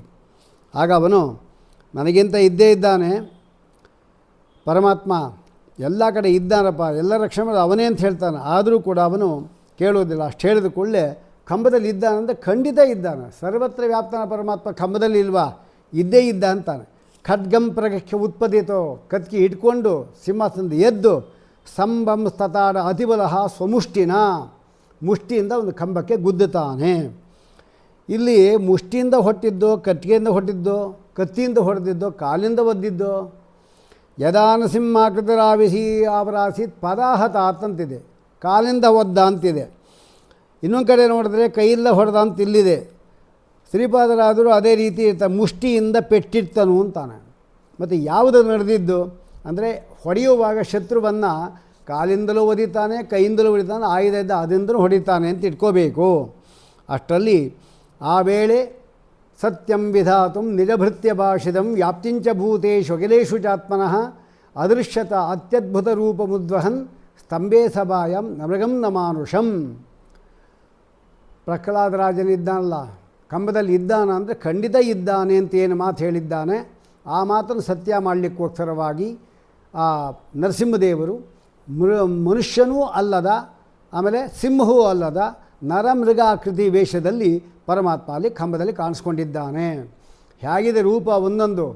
ನಾಸಾಗ್ರಂ ಪೀನಗಂಡಂ ಪರಬಲಮತನಂ ಬದ್ಧಕೈವುರಹಾರಂ ರೌದ್ರಂ ದಂಷ್ಟ್ರಾಕರಾಲಂ ಅಮಿತ ಗುಣಗಣಂ ಕೋಟಿ ಸೂರ್ಯಾಗ್ನಿನೇತ್ರಂ ಗಾಂಭೀರ್ಯಂ ಪಿಂಗಲಾಕ್ಷಂ ಭೃಗುಡಿತಮಿಕಂ ಷೋಡಶಾರ್ಧಾರ್ಧಬಾಹುಂ 16 ಕೈಗಳಂತೆ.